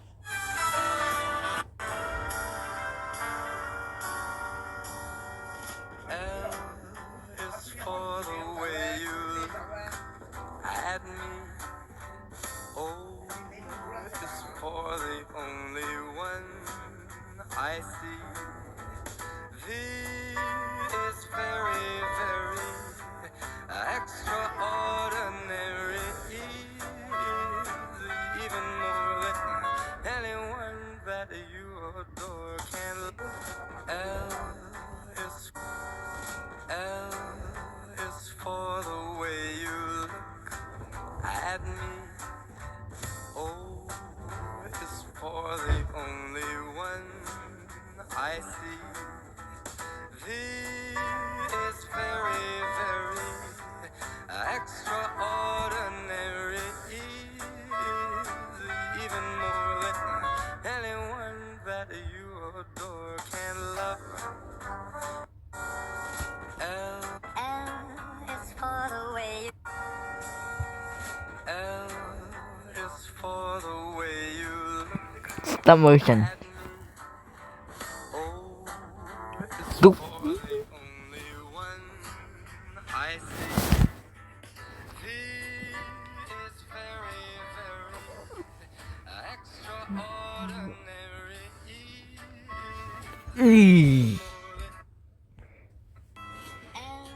Is for the way you look.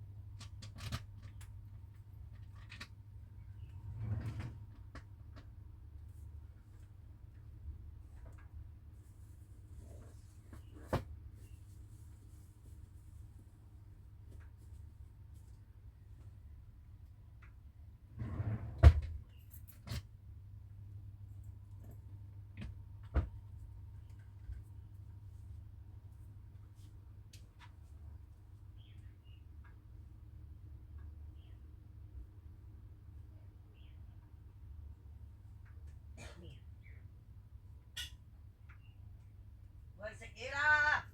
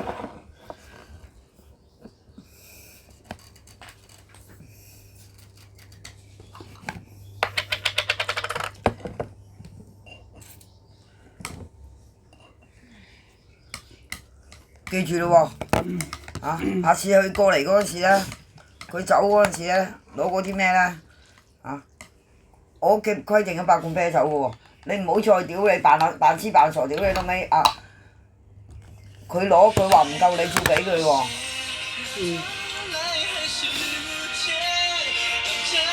喂，係喺翻平時嗰個翠麗同唔係李志達同游泳池嗰度啊。我叫阿蘇蘇出嚟攞係咁嘅。溫差都幾大，本週後期較為潮濕。跟住今朝嘅新聞重點。搭9你行過去游泳池同李志達交界嗰度幫我攞條煙翻嚟。規模做到好似防騙咁鋪天蓋地。特朗普身體檢查報告顯示佢你明知佢飲完8罐啤酒佢就癲㗎啦，佢唔會理你㗎，佢惡過你㗎飲完。無地花羅網球精英賽，艾卡拉斯首次奪冠。佢攞翻嚟，你直接攞翻嚟我嗰邊得㗎啦。你話你今日嘅 quota 飲夠啦。我聽講咗。佢同你講咗，咁你又俾佢攞翻去。你又俾佢飲，佢話。佢自己咁講啊？佢自己會攞嘅。佢攞你唔識幫我攞翻過嚟啊？識。跟住鎖埋門。鎖埋門。嘥氣啦你！總之下次我呢度少一樣嘢，你就唔好食飯啊！啊！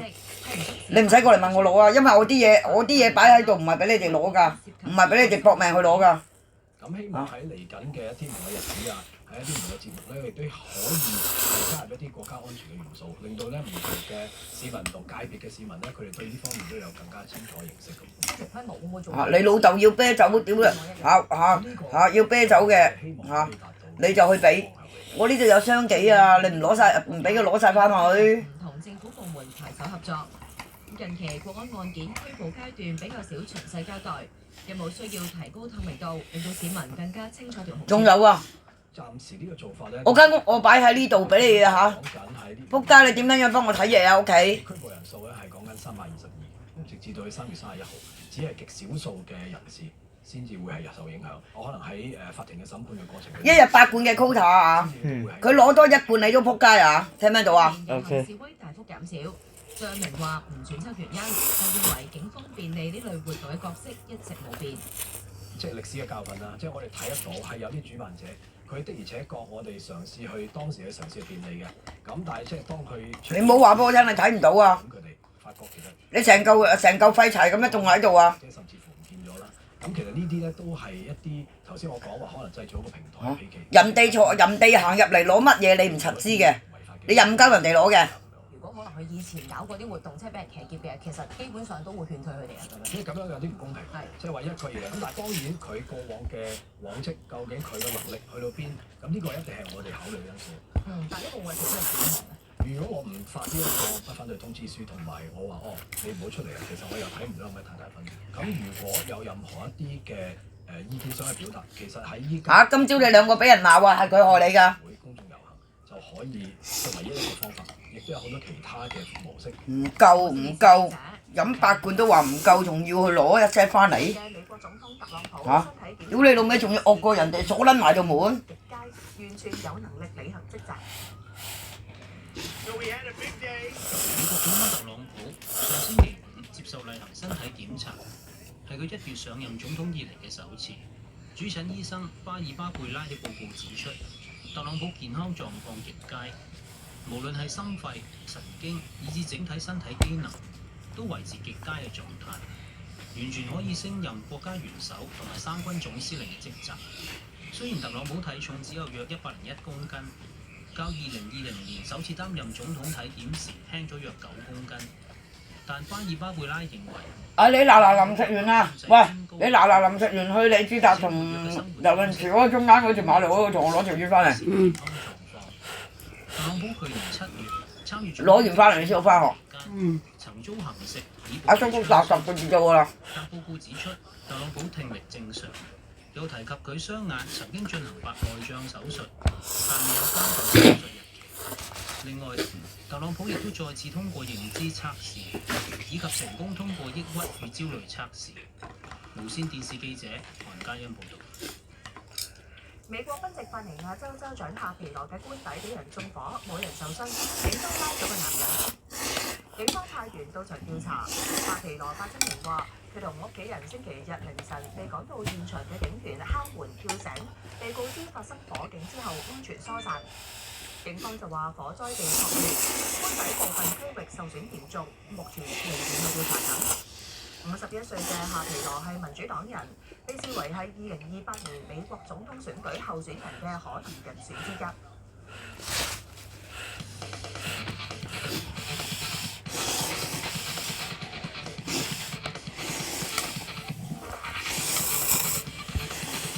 各位早晨，蒙地卡羅網球精英賽，艾卡拉斯決賽反勝梅斯迪，第1次攞冠軍。只身2號種子艾卡拉斯決賽第一盤2失發球局底下，被排名16嘅梅斯迪先贏6比3，兩人第一次打入蒙地卡羅決賽。梅斯迪躍升成為繼2019年嘅霍尼利之後，另一你知唔知邊個位啊？艾卡拉斯就希望複製2018年嘅拿度，成為近7年嚟第一位。你出去等阿叔叔啊！阿叔叔答10個字到㗎啦。被破壞危機，經2次破發底下大勝6比1攤平。梅斯迪第3盤收到壞消息，疑似拉傷右腳，佢頂住痛楚繼續迎戰，但係狀態大跌。艾卡拉斯喺底線左右調動，逼梅斯迪跑動。呢一招收到成效，梅斯迪落後局數0比3嘅時候，到場邊接受治療。作為佢第一個1000分嘅決賽，最終都決定堅持，但未能夠逆轉。艾卡拉斯30次主動得分多對手20次，第3盤一發得分率高達90%，梅斯迪只有2成3，輕鬆再橫掃6比0，盤數反勝2比1。艾卡拉斯賽後就話：呢個並非所想嘅奪冠方式，但梅斯迪唔抵，希望佢盡快康復。而艾卡拉斯寫上蒙地卡羅我愛你之後，將第18個巡迴賽冠軍收入囊中，同時係佢第6次。下次佢攞多咗一罐你又唔好食飯喎，聽唔聽到啊？聽唔聽到啊 ？OK。法蘭克福主場贏海登咸3比0。除非你唔喺度，你翻咗學啊。10分鐘開紀錄，嚟自一次團隊配合，伊基迪送前有查比接應，到3角助攻俾巴荷耶掃把腳撞入，領先1比0。法蘭克福對上累計2場不勝，其中喺聯賽以0比2輸咗俾雲達不萊梅。呢日對住降班區嘅海登咸19射8中，包括伊基迪禁區入面彈俾後上嘅羅賓高治。喺42分鐘射成2比0，係半場比數。海登咸喺客場都交出14射3中嘅數據，但未能夠轉化為入波，要怪自己啦。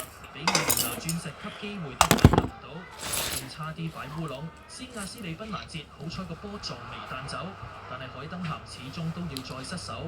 喺71分鐘，尼芬爾布朗接應直線唔貪功，傳到伊基迪撞入空門，法蘭克福贏3比0，以3分優勢排第3，海登咸就排倒數第3。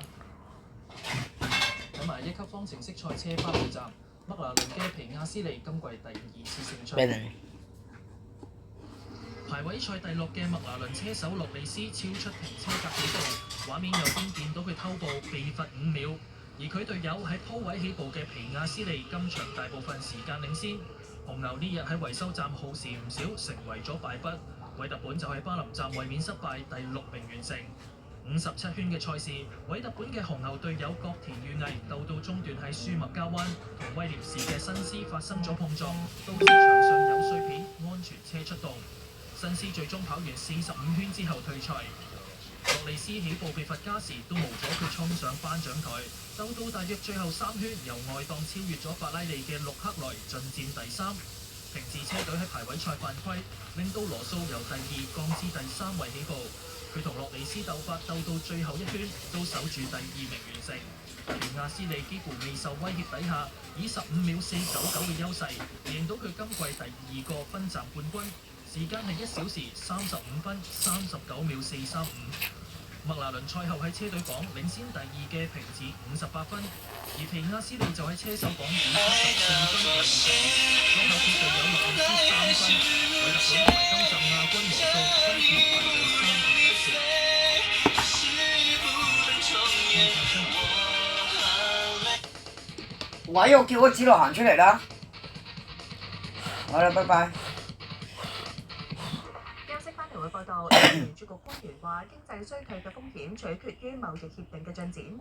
今個星期市場關注內地公布多項嘅主要經濟指標，同埋歐洲同加拿大央行嘅貨幣政策數據。轉頭仲會有交通消息。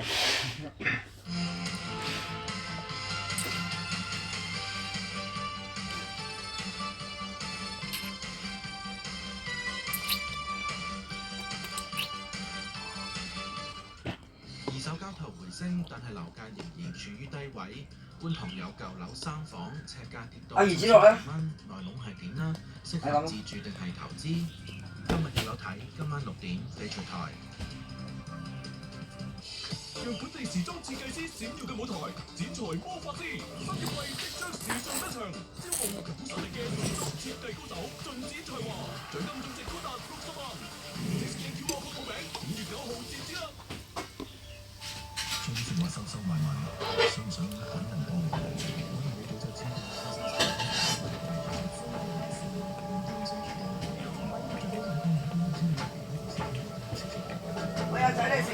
啊？我爭你隻碗啊！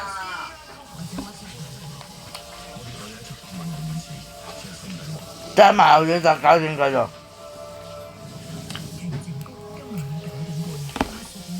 你記住咯喎，你有本事你又去撚死佢哋喎！啊！我屋企少一罐啤酒，佢哋兩個都冇飯食啊！我同佢哋兩個講咗㗎啦。為咗殺人一齊派出面嘅交通情況，先派九龍過香港嘅行車時間。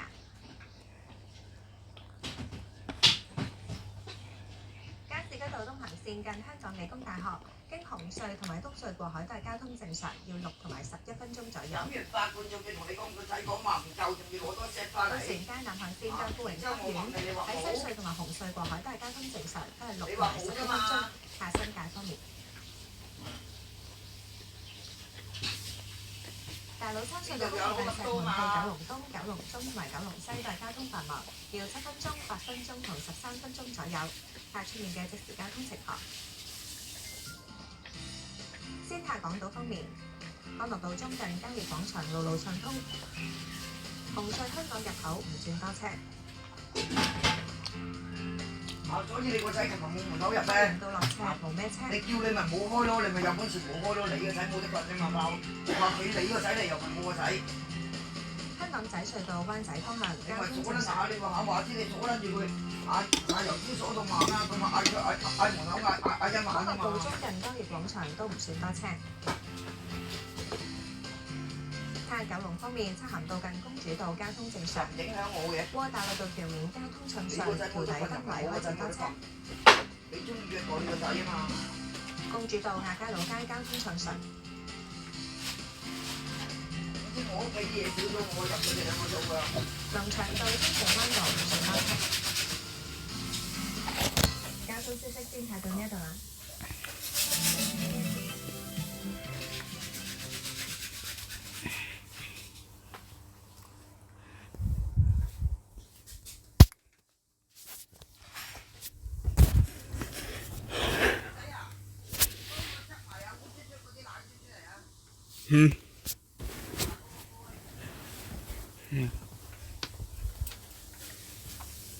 仆街啊！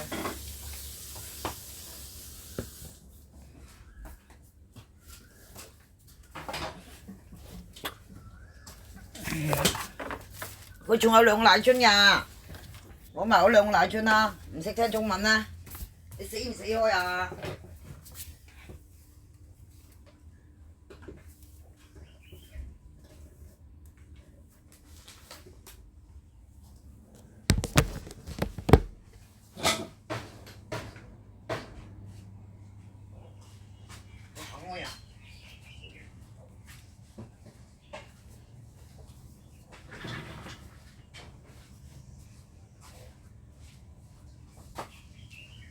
你個死鏟啊！又鬼佬偷我啲嘢食，佢都污糟邋遢。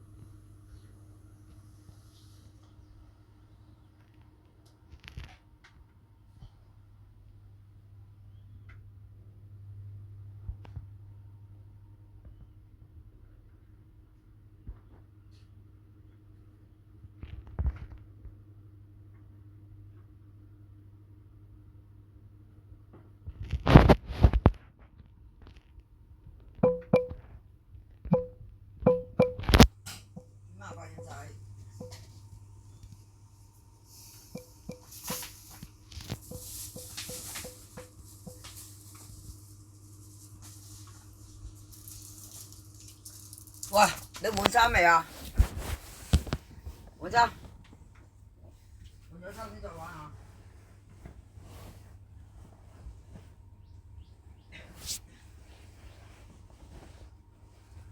我哋鎖匙咧，皇帝。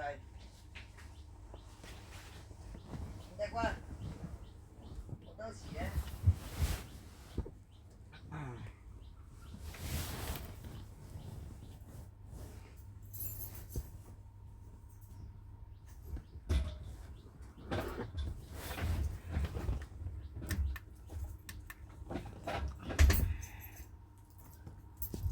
就係冇用過個快，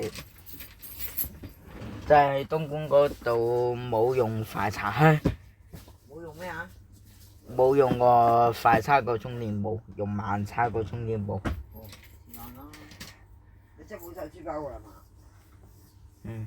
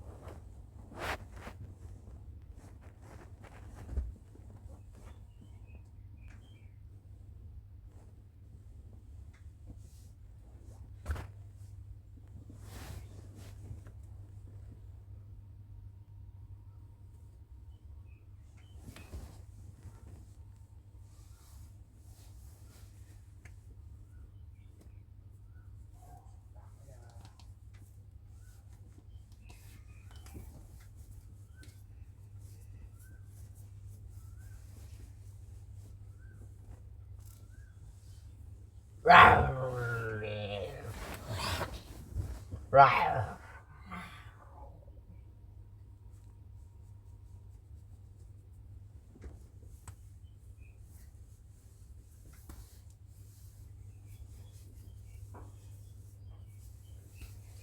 能李 Sir 對平時中文堂就全部改晒自修堂。李 Sir 就中文堂全部改晒自修堂，因為林老師仲 read 緊課本。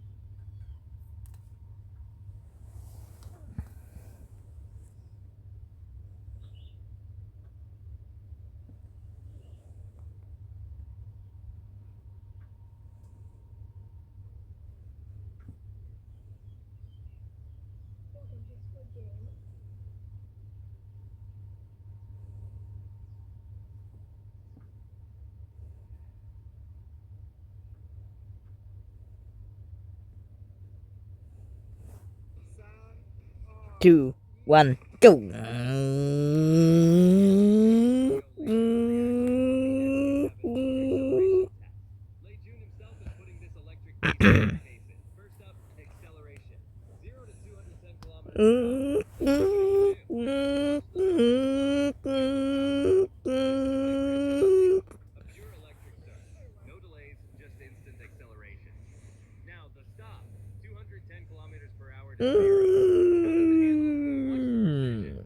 Powerful brakes, controlled stops.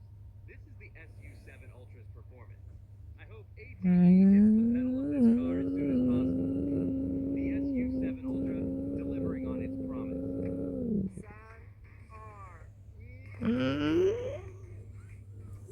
Minecraft, but the whole world is... What the? Bro, there's not supposed to be a second layer. You know what, I'll just destroy this layer and move on. Alright, Minecraft, but the whole world is... Oh, come on, man. Stone...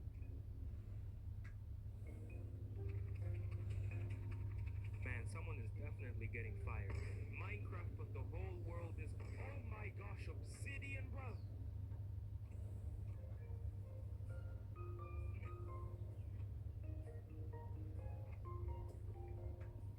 Okay, this time, Minecraft, but the whole world is... You know what? Nah, I'm done, man, I'm done. Minecraft, but... Okay.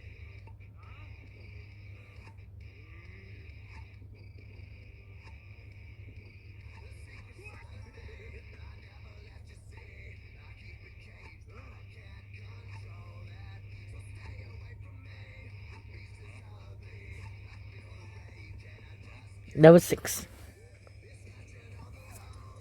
Tie.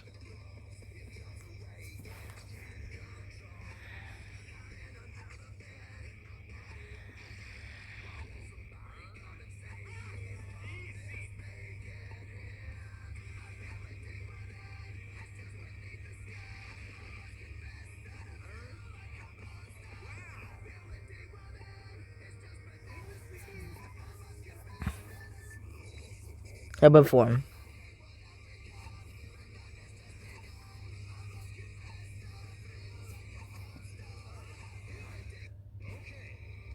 long will it take to put this Rubik's Cube in this jar? My first tactic was to push it through the hole, but I made little progress, so of course I had to disassemble the cube. For this challenge, I chose the cheapest cube I could find, and luckily I could push the core inside. I used some chopsticks to pop the center caps back in place, and then I inserted my first piece in under a minute. I had to be really careful at this point, but after inserting the first corner very carefully and then the second edge, after 3 minutes I had this small cube. Then I took off the top centerpiece and started making the yellow cross. And then I thought I could do C-pop and insert 2 pieces at once, but that miserably failed. So I went back doing piece by piece. But then I messed up. There was a corner stuck underneath my cube. But thanks to the chopstick I got it out and carefully put it back in place. Then I was done with the first 2 layers. Now because the cube at this point was stuck in place, putting in the last pieces was pretty easy. But it turned out that all this effort was for nothing. Come on, not again. How long? Hey, Dad, have you gone crazy? Why are you breaking your boss's car? If you do this, your boss will fire you from your job. Oh no, my daughter. Today my boss has gifted me this car absolutely for free because he bought a new Mercedes car today. So he gave me this old car. But, Dad, this car is very dirty and damaged. Go and return it. Oh no, my daughter. Today I will clean this car and make it look brand new. But, Dad, you work so hard and make videos on YouTube, yet no one likes your videos. Oh yes, my daughter. You are absolutely right. No one likes my videos because I am a poor man. If I were a rich man, everyone would support me. Oh, don't worry, Dad. The person watching this video is a very kind-hearted person. They will like your video, subscribe to your channel, and even comment their lovely name. Just wait and see. Alright, if you say so, I will believe it. And look, my daughter, after working hard for 5 hours, my car looks completely new. Hey, Dad, have you got... Alright, we're parking at some burger place, so count me in! Whoa, we're at like the drive-thru, I see. Dude, 2 flips? That's insane! No way. There's really no one at this restaurant, huh? It's a little suspicious, don't you think? Well, I mean, I guess there is no line, so that's fine.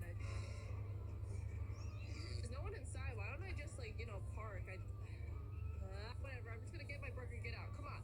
Park. I need an order. Come on. Order. Order. Hey, lock in. Lock in. Contract. Could I order right now? I think I could right here. Yeah. Yeah.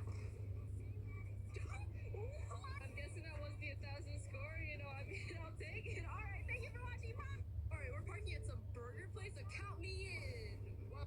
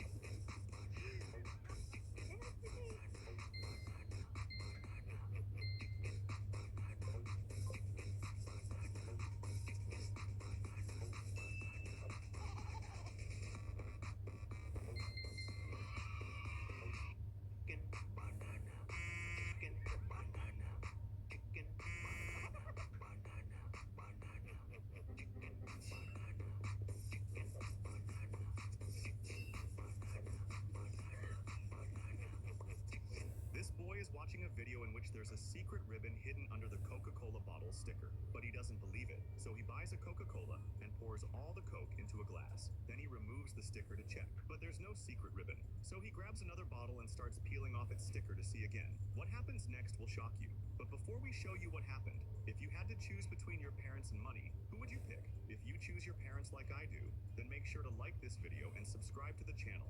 And when you like and subscribe, click on the remix button and tap on use this sound. Some magic will happen. If it doesn't happen the first time, try again carefully. It's guaranteed to work. After that, when he peels off the sticker, there is a secret ribbon inside. This boy is watching a video in which there's a secret ribbon hidden under the Coca-Cola bottle sticker.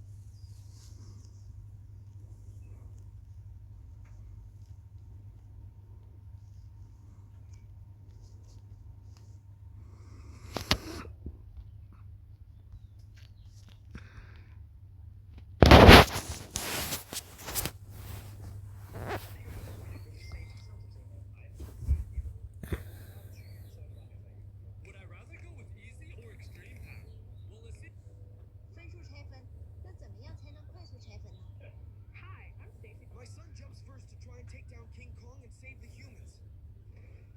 That was really not great. His big sister in the car, she stole from Mario Kart the Super Mario Kart.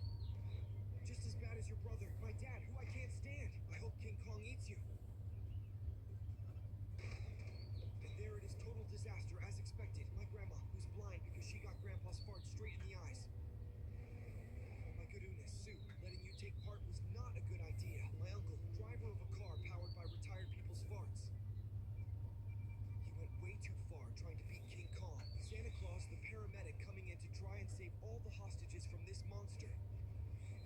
Oh, Mamma Mia, he made a total mess! Counting on my grandpa, the one who blinded my grandma. Thanks to him, King Kong is gonna lose his sight. No! We were counting on you! My subscriber in Shrek's car, the Shrekimobile. Like and comment if you want to be in a video. Straight into the Pazuzu!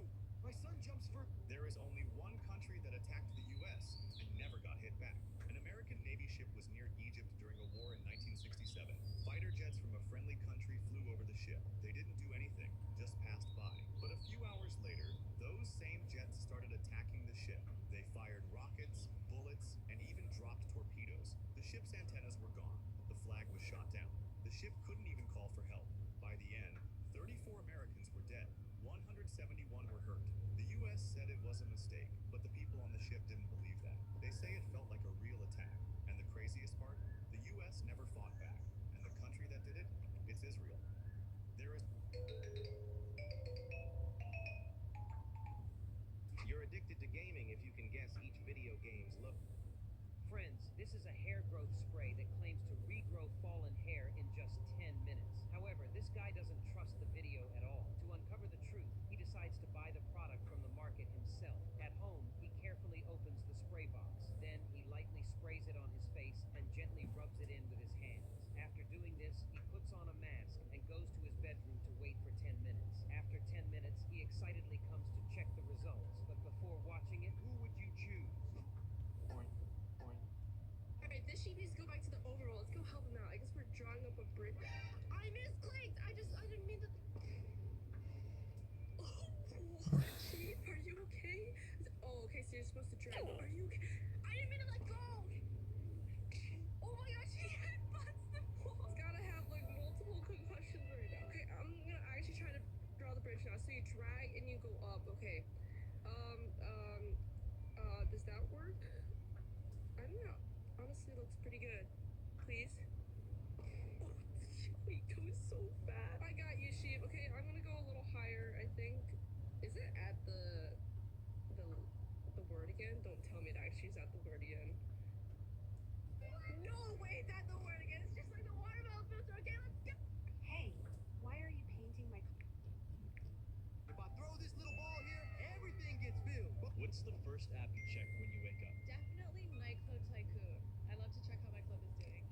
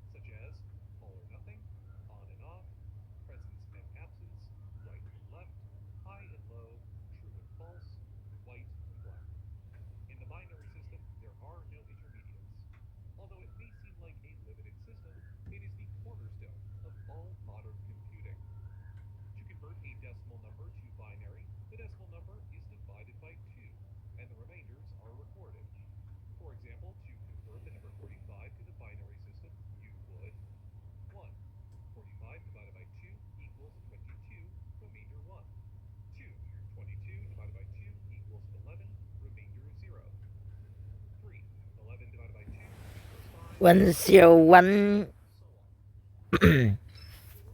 11